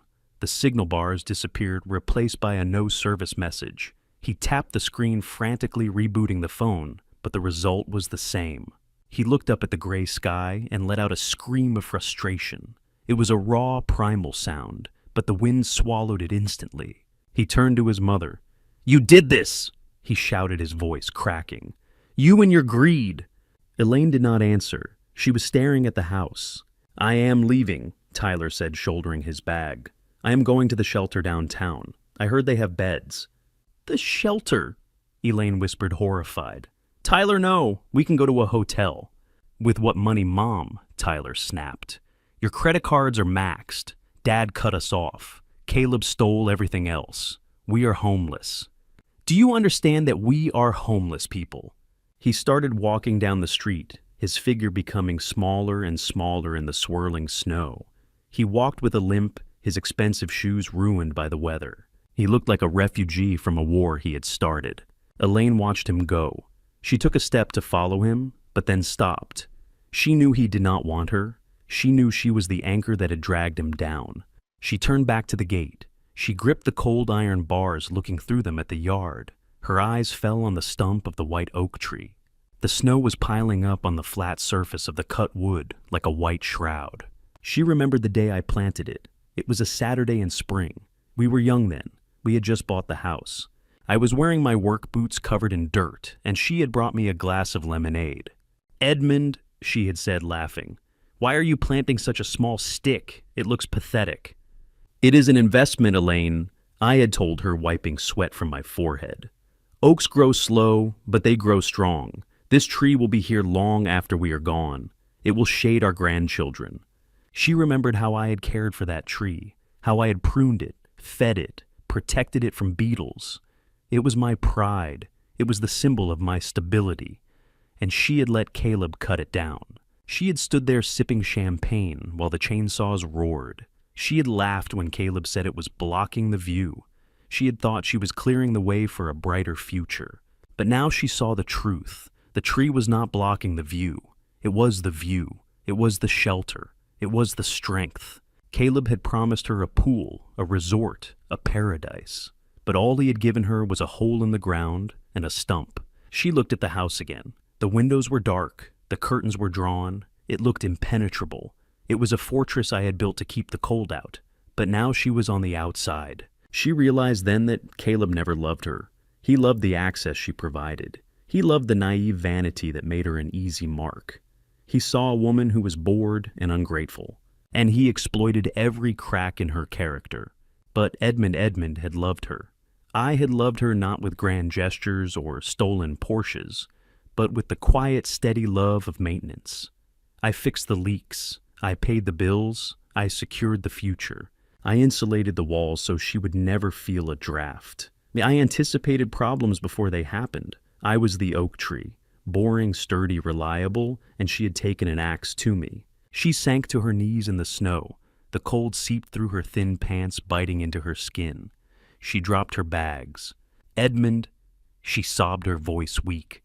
"I am sorry. I am so sorry." She reached through the bars, trying to touch the air of the yard, trying to reclaim a piece of the life she had thrown away, but the iron was cold and unforgiving. A car drove by, splashing slush onto her coat. The driver did not stop. To the world, she was just another tragic figure on a winter street, a woman who had gambled everything and lost. She stayed there for a long time, crying until her tears froze on her cheeks. She cried for the house. She cried for Tyler, but mostly she cried for the realization that she had held a diamond in her hand for 35 years and traded it for a piece of glass because the glass sparkled more. Eventually, the cold became too much. She stood up, her legs stiff and numb. She picked up her plastic bags. She looked at the house one last time. "Goodbye, Edmund," she whispered. She turned and began to walk in the opposite direction of Tyler. She walked toward the bus stop, her head bowed against the wind. She did not know where she was going. She only knew she could never come back. The snow continued to fall, burying the footprints she left behind, burying the stump, bearing the memory of the wedding that never was. And in Portugal, the sun was shining. I closed my laptop. The feed went dark. The house was empty. The parasites were gone. The structure was damaged, but the foundation held. It was time to rebuild. Not the house, but the rest of my life. I walked out to the garden where Elena was waiting. She was planting herbs in a terracotta pot. Her hands were dirty with soil. "What are you planting?" I asked, kneeling beside her. "Rosemary," she said, smiling. "For remembrance and mint, for fresh starts." I picked up a trowel. "Let me help you," I said. "I know a thing or two about roots." We worked together in the warm sun, digging into the earth. It felt good. It felt real. The storm in Chicago was a world away. The woman crying at the gate was a ghost. The son walking to a shelter was a stranger. I was Edmund. I was 72 years old. And for the first time in a long time, I was exactly where I was supposed to be, building something new, one scoop of dirt at a time. The gavel came down in the courtroom 6 months later. But I did not need to be there to hear the thud. The sound of justice being served travels across oceans if you know how to listen. Caleb Langford, or whatever his real name was, did not look like a visionary anymore. In the courtroom sketches I saw online, he looked like a deflated balloon. The state prosecutors did not go easy on him. They layered the charges like bricks in a wall. Wire fraud, identity theft, grand larceny. And thanks to Elias Henderson's testimony, a few counts of interstate racketeering, the judge sentenced him to 15 years in federal prison. No parole for the first 10. His assets, which turned out to be nothing more than leased cars and maxed out credit cards, were seized. He went into the system owing money to everyone, from the IRS to the catering company that baked his wedding cake. Tyler fared better on paper, but worse in reality. Because he had no prior record and because his lawyer argued he was manipulated by a predator, he avoided jail time. But the sentence he got was a different kind of prison. 5 years of probation, 2,000 hours of community service, and a restitution order for $50,000, payable to the victims of the shell company he had foolishly put his name on. But the real punishment was not the money, it was the stain. In the world of finance and startups, a felony fraud conviction is a death sentence. No bank would ever lend to him. No reputable firm would ever hire him. My son, the boy who wanted to be a CEO at 28, was now working the night shift at a warehouse loading boxes onto trucks. The irony was not lost on me. He was doing the exact same manual labor he had once looked down on, except he was doing it with a criminal record and a mountain of debt. And Elena Lane did not go to jail. She was not charged with a crime. Her punishment was simply living the life she had created. She moved into a small subsidized apartment on the outskirts of the city. It was a basement unit with thin walls and a view of a dumpster. She got a job as a cashier at a discount grocery store. At 60 years old, instead of planning garden parties or driving a Porsche, she was standing on her feet for 8 hours a day, scanning coupons for people who looked at her with the same indifference she used to show me. I heard from a mutual friend that she still wears her wedding ring. Not the one from Caleb, obviously, but the simple gold band I gave her 35 years ago. She dug it out of a jewelry box she had saved. Maybe she wears it to keep men away. Or maybe she wears it to remind herself that once upon a time, she had everything she needed, and she threw it away for a shiny lie. But I do not spend much time thinking about them. The past is a closed file. Here in Algarve, the spring has arrived. The almond trees are in bloom, covering the hills in clouds of white and pink. I stood on the construction site of the new school. It was a project I had dreamed of for years, but never had the courage to start. It was a technical school for underprivileged youth, teaching them the trades that built the world: carpentry, welding, and, of course, structural engineering. The money from the sale of the house in Chicago had paid for the land and the materials. The trust had liquidated the asset as promised, and after paying off the liens and the legal fees, the remainder was substantial. I could have bought a yacht. I could have bought a bigger villa, but I remembered the oak tree. I remembered how good it felt to plant something that would outlast me. Elena walked up to me, handing me a hard hat. She looked beautiful in the sunlight, her silver hair shining. "The foundation is set, Edmund," she said, pointing to the fresh concrete. "It is curing perfectly. I looked at the slab. It was thick, reinforced with rebar, smooth and level. It was strong enough to hold up a library, a workshop, a future. "It looks good," I said. "It looks permanent." We walked away from the site hand in hand down the path toward the ocean. The air smelled of salt and wild thyme. "Do you ever miss it?" Elena asked quietly. "The life you had before?" I stopped and looked at the water. I thought about the cold Chicago winters. I thought about the silent dinners. I thought about the constant feeling of being undervalued, of being a wallet instead of a human being. "No," I said honestly. "I miss the man I thought I was raising. I miss the woman I thought I married. But those people did not exist. They were characters in a story I was telling myself.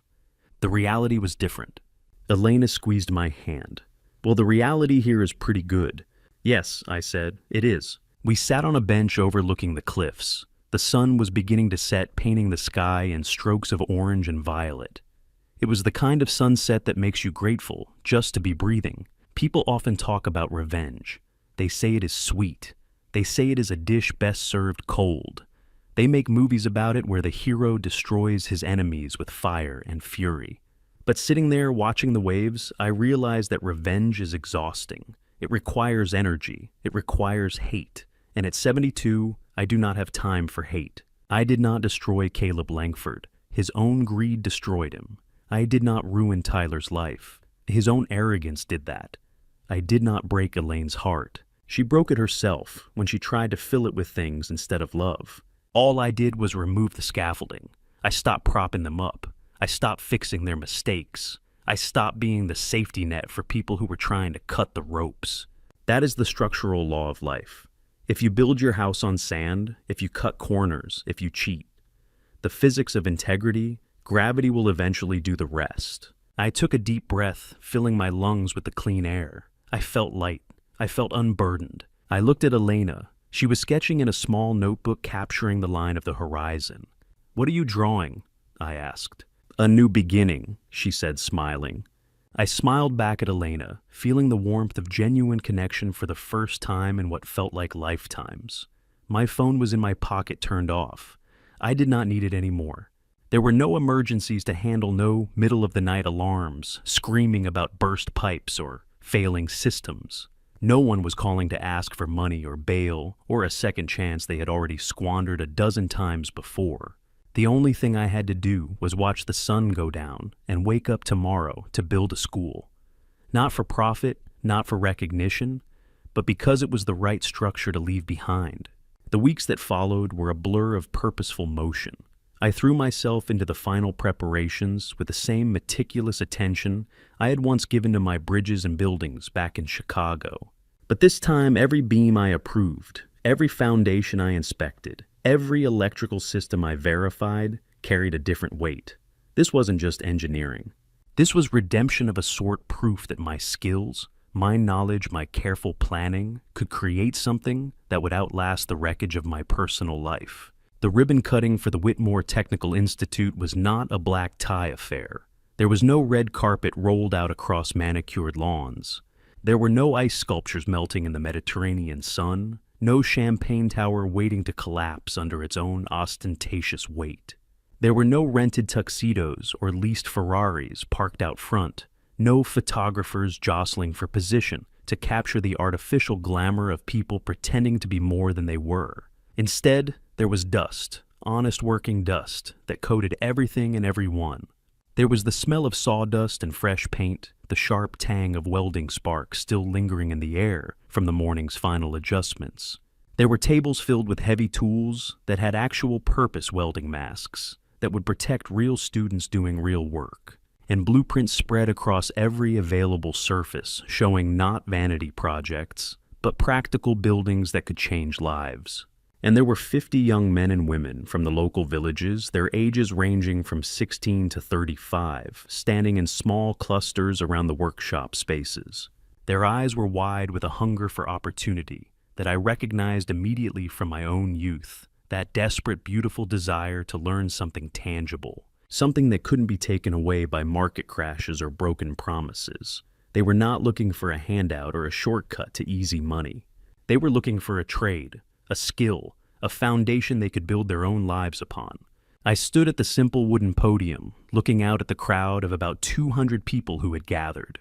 Elena was in the front row, beaming with a pride that had nothing to do with my bank account, and everything to do with what this project represented. The mayor of Lagos was there in his formal sash, not because I had paid him or promised him a kickback, but because this school was going to change the local economy, providing skilled workers for the construction boom happening along the coast. Local business owners stood in the back, already talking among themselves about apprenticeship opportunities.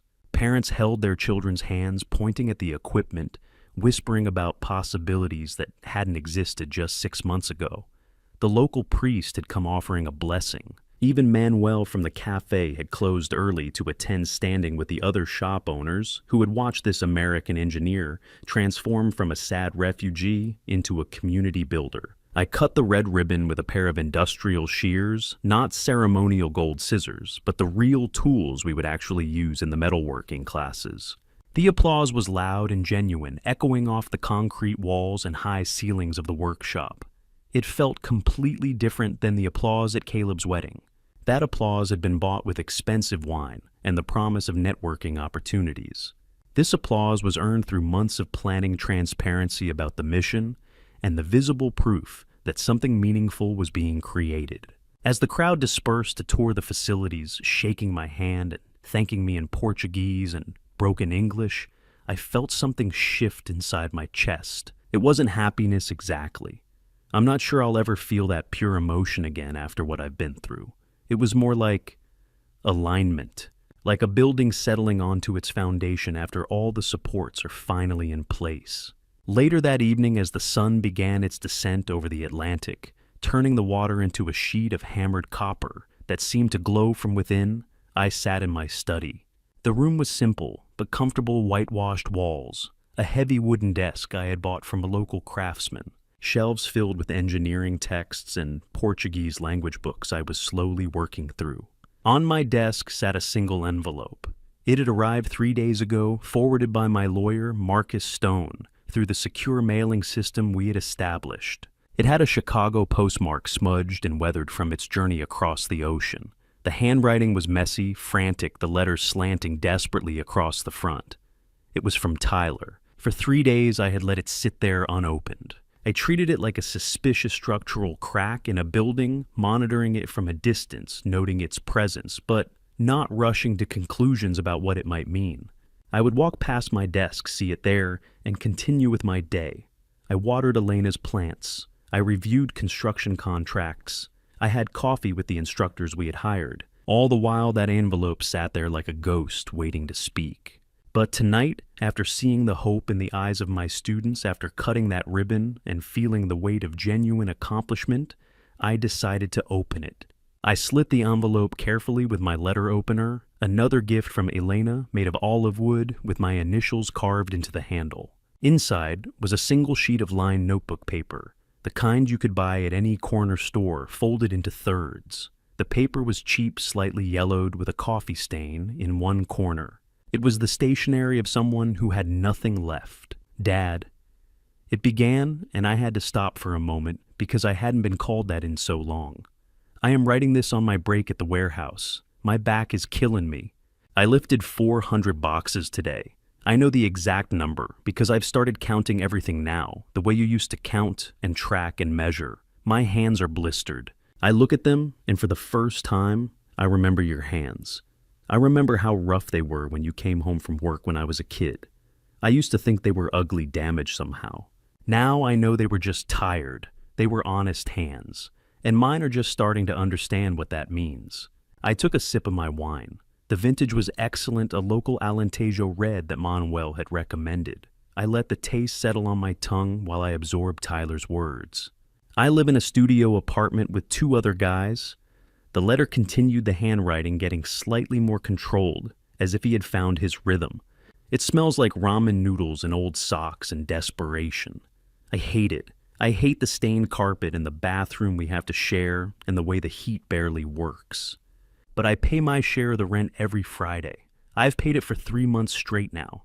I haven't missed a single payment. It's the hardest money I've ever earned, and it's the first money I've ever been proud of. I could picture the apartment. I had lived in similar places when I was young, before I climbed my way up through skill and persistence. The difference was, I had never looked down on that life. I had seen it as the necessary foundation I was building from.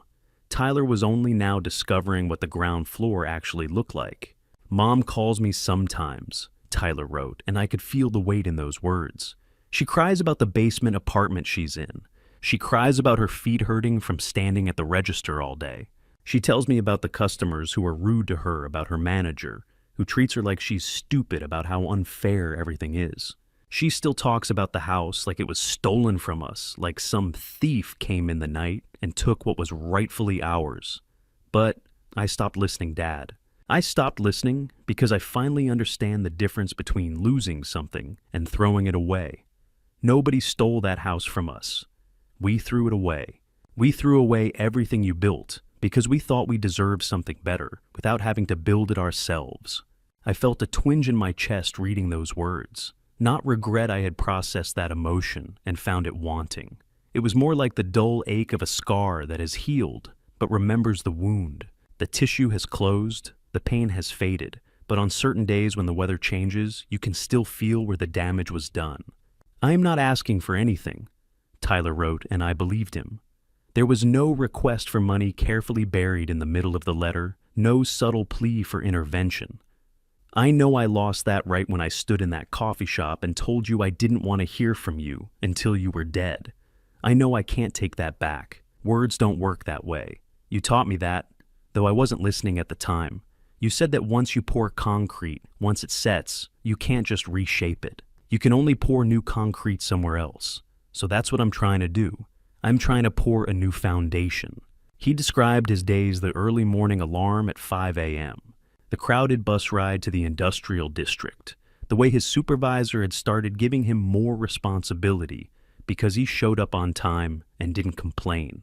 Small victories that once would have seemed beneath him now felt like genuine achievements. "I finally get it. I get what you meant about the foundation. I'm trying to pour a new one. It's slow. God, it's so slow, Dad. Every dollar I save feels like it takes forever to accumulate. Every skill I learn at the warehouse, every time I figure out a more efficient way to stack pallets or organize inventory, it feels like such a tiny step forward. And it's hard. My body hurts in ways I didn't know were possible. And I'm alone. I don't have friends anymore. They all disappeared when the money was gone. I don't have Caleb's promises. I don't even have Mom's delusions. I just have me and what I can do with my own two hands." The letter continued for another paragraph, describing a future he was trying to imagine. Maybe night classes at community college, maybe working his way up to supervisor, maybe someday having enough saved to start something small and legitimate. Nothing flashy, nothing guaranteed, just the slow grinding work of building from nothing. "I hope you're happy wherever you are. You were the only real thing in that house. Everything else, the fancy kitchen, the expensive rugs, even Mom's dreams, it was all hollow. But you were solid. And I'm sorry it took losing everything to see that." It was signed simply, Tyler, not your son, not love, just his name, plain and honest. I folded the letter carefully, creasing it along the lines he had already made. I did not cry. I did not reach for my phone to call him. I did not draft a reply in my head about forgiveness or second chances. There is a term in engineering called plastic deformation. It is when a material is stretched beyond its elastic limit, that point where it can still snap back to its original shape. Once you pass that limit, the material changes permanently. It doesn't snap back. It doesn't recover. The molecular structure itself has been altered. A steel beam bent too far will never be straight again. You can't unbend it back to its original form. You can only cut it out and replace it with new material. My relationship with my son had undergone plastic deformation. The structure of what we were father teaching, son, trusting father, had been stretched beyond the elastic limit. We could not go back to what we were. The trust once broken at the molecular level could not be simply repaired with apologies or good intentions. He was finally learning to be a man, to bear weight, to understand the physics of cause and effect. But he had to do it without me. If I stepped in now with money or advice or even just emotional support, I would just be the crutch again. I would be the false support that makes a structure dependent rather than strong. I would weaken his new concrete before it had time to cure properly, leaving him vulnerable to the next collapse. The kindest thing I could do, the only structurally sound thing I could do, was let him bear his own weight. I placed the letter in my desk drawer, the third drawer down, where I kept important documents. I would keep it. I would probably reread it occasionally. But I would not answer it. Not now, maybe not ever. Elena walked into the room, carrying a bowl of olives and cheese, along with 2 small plates and napkins. She saw the open letter, and the look on my face, that particular expression I get when I'm calculating load distributions in my head, weighing variables. "Everything okay?" she asked, setting the bowl down gently. I looked at her, this woman, who had entered my life without demanding anything, who loved me for my mind and my conversation, rather than my utility. I looked at the blueprints of the school expansion spread out on my desk, showing the dormitory we plan to build next year. I looked at the view of the ocean through my window, that vast expanse of water I had paid for, not with Elaine's approval, but with the wreckage of my past. "Everything is structurally sound," I said, and I meant it. We walked out to the balcony together. The air was filled with the scent of salt and the rosemary we had planted in terracotta pots along the railing. The temperature was perfect, that Mediterranean sweetness that exists nowhere else on Earth. Elena leaned against me, her head on my shoulder, and we watched the fishing boats returning to harbor. Somewhere in Chicago, thousands of miles away, across an ocean and a continent, Elaine was likely scanning coupons at her register, her feet aching in cheap shoes, dreaming of a life she was too shallow and impatient to keep. She was probably telling herself stories about how she was the victim, about how I had somehow tricked her, about how Caleb had been the one mistake rather than the inevitable result of her character. Somewhere in that same cold city, Tyler was lifting a box in a warehouse, finally beginning to understand the weight of $1, the value of showing up, the dignity in honest exhaustion. He was building calluses, both physical and emotional, the kind you only get from actual work. Somewhere in a federal prison cell with bars and cameras and no possibility of charm working its magic, Caleb was staring at a concrete wall, knowing he couldn't manipulate or seduce or shortcut his way through it. He was learning that eventually in the real world, the bill comes due. And here in Portugal, I was holding the hand of a woman who loved me for my mind, for my stories, for the careful way I approach problems.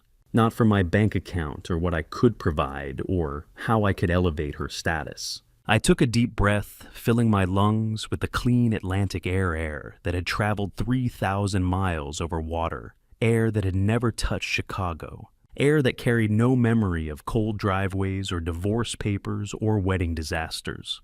They say you can't choose your family. People repeat this like it's wisdom, like it's an immutable law of nature. That is a lie. You can choose. You choose every day. You choose who you let in. You choose who you support. You choose whose dysfunction you're willing to carry. And most importantly, you choose when to close the door, when to change the locks, when to walk away from a structure that can't be saved. I raised my glass to the setting sun, watching it sink into the ocean in shades of amber and rose. "Here's to strong foundations," I whispered, and Elena clinked her glass against mine in understanding. And for the first time in 72 years, I didn't worry about the roof caving in, about pipes bursting, about systems failing, because no one else knew how to maintain them. The house I built it now, this life, this school, this relationship, was solid because it was built on honest ground with people who understood the value of what was being created. I am Edmund Whitmore. I am a builder, an engineer, a man who understands that some structures must be demolished before new ones can rise. I am a survivor of betrayal who found that survival isn't the end goal, building something better is. And for the first time in my life, standing on this balcony with salt air in my lungs and a good woman beside me and a meaningful project under construction, I am free. Not free from my past, that's impossible, but free from the weight of carrying people who saw me as infrastructure rather than as human.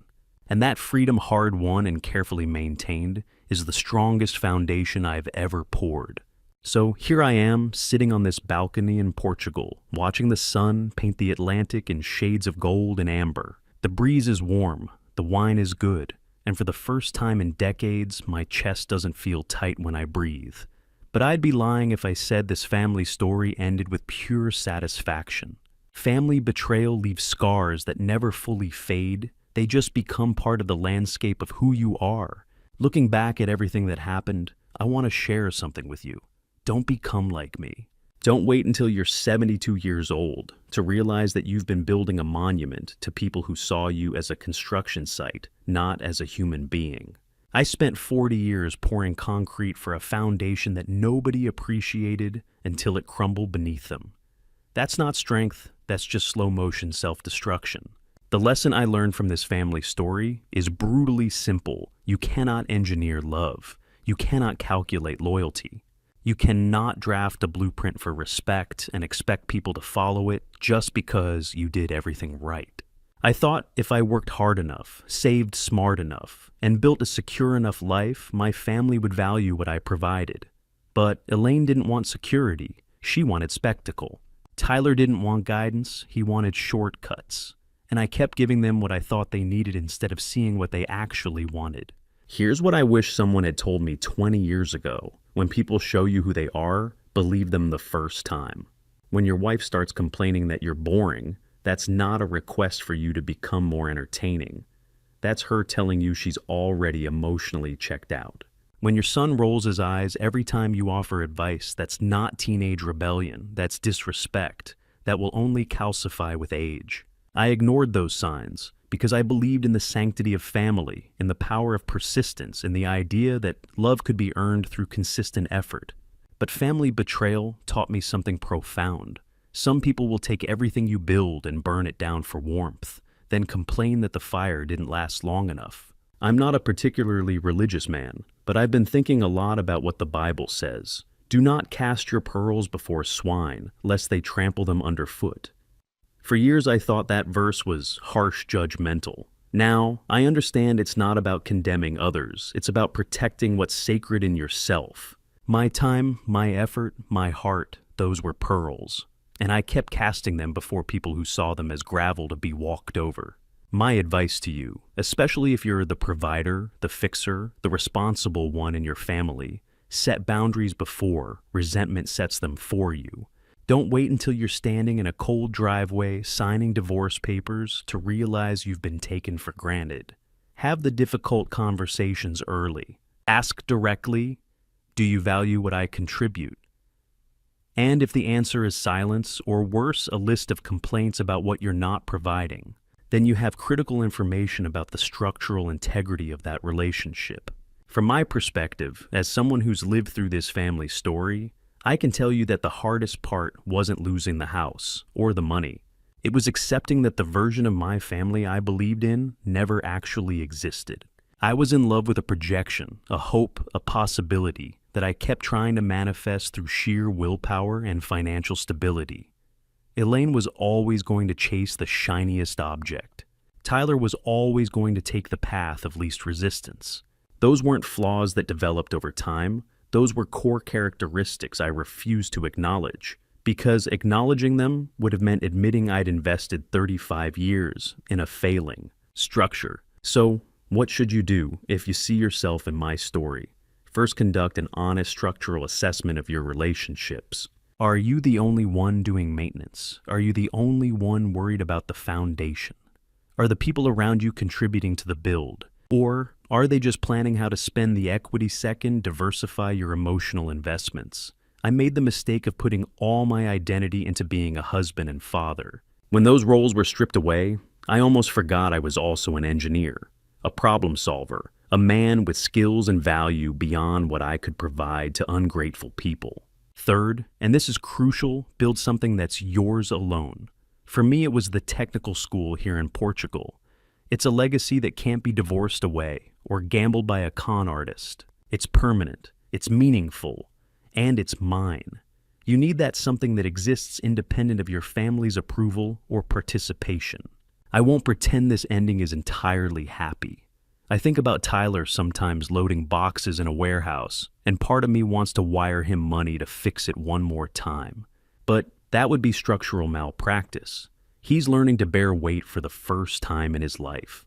If I remove that load now, I'll just be enabling another collapse down the road. As for Elaine, I feel something close to pity. She traded a shelter for a stage stability for spectacle, and now she's learning the difference between a man who builds and a man who performs. That's her lesson to learn, not mine to teach anymore. If you've made it this far in my family story, I want to ask you something. What are you building, and who are you building it for? Drop a comment below and let me know. Have you experienced family betrayal, or are you worried you might be heading in that direction?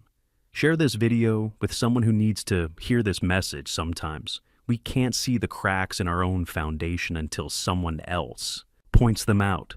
And if this resonated with you, consider subscribing to this channel. I share these reflections not for sympathy, but because I believe lived experience, even painful experience, can light the way for someone else walking a similar path. Thank you for staying with me until the end.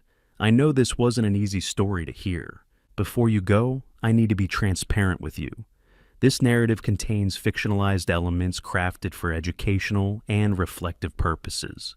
If that approach doesn't align with what you're looking for, I respect your choice to seek content that fits your preferences better. From my balcony in Portugal to wherever you are right now, build wisely, love carefully, and never forget that the strongest foundation you'll ever pour is the one beneath your own feet. God bless and good luck.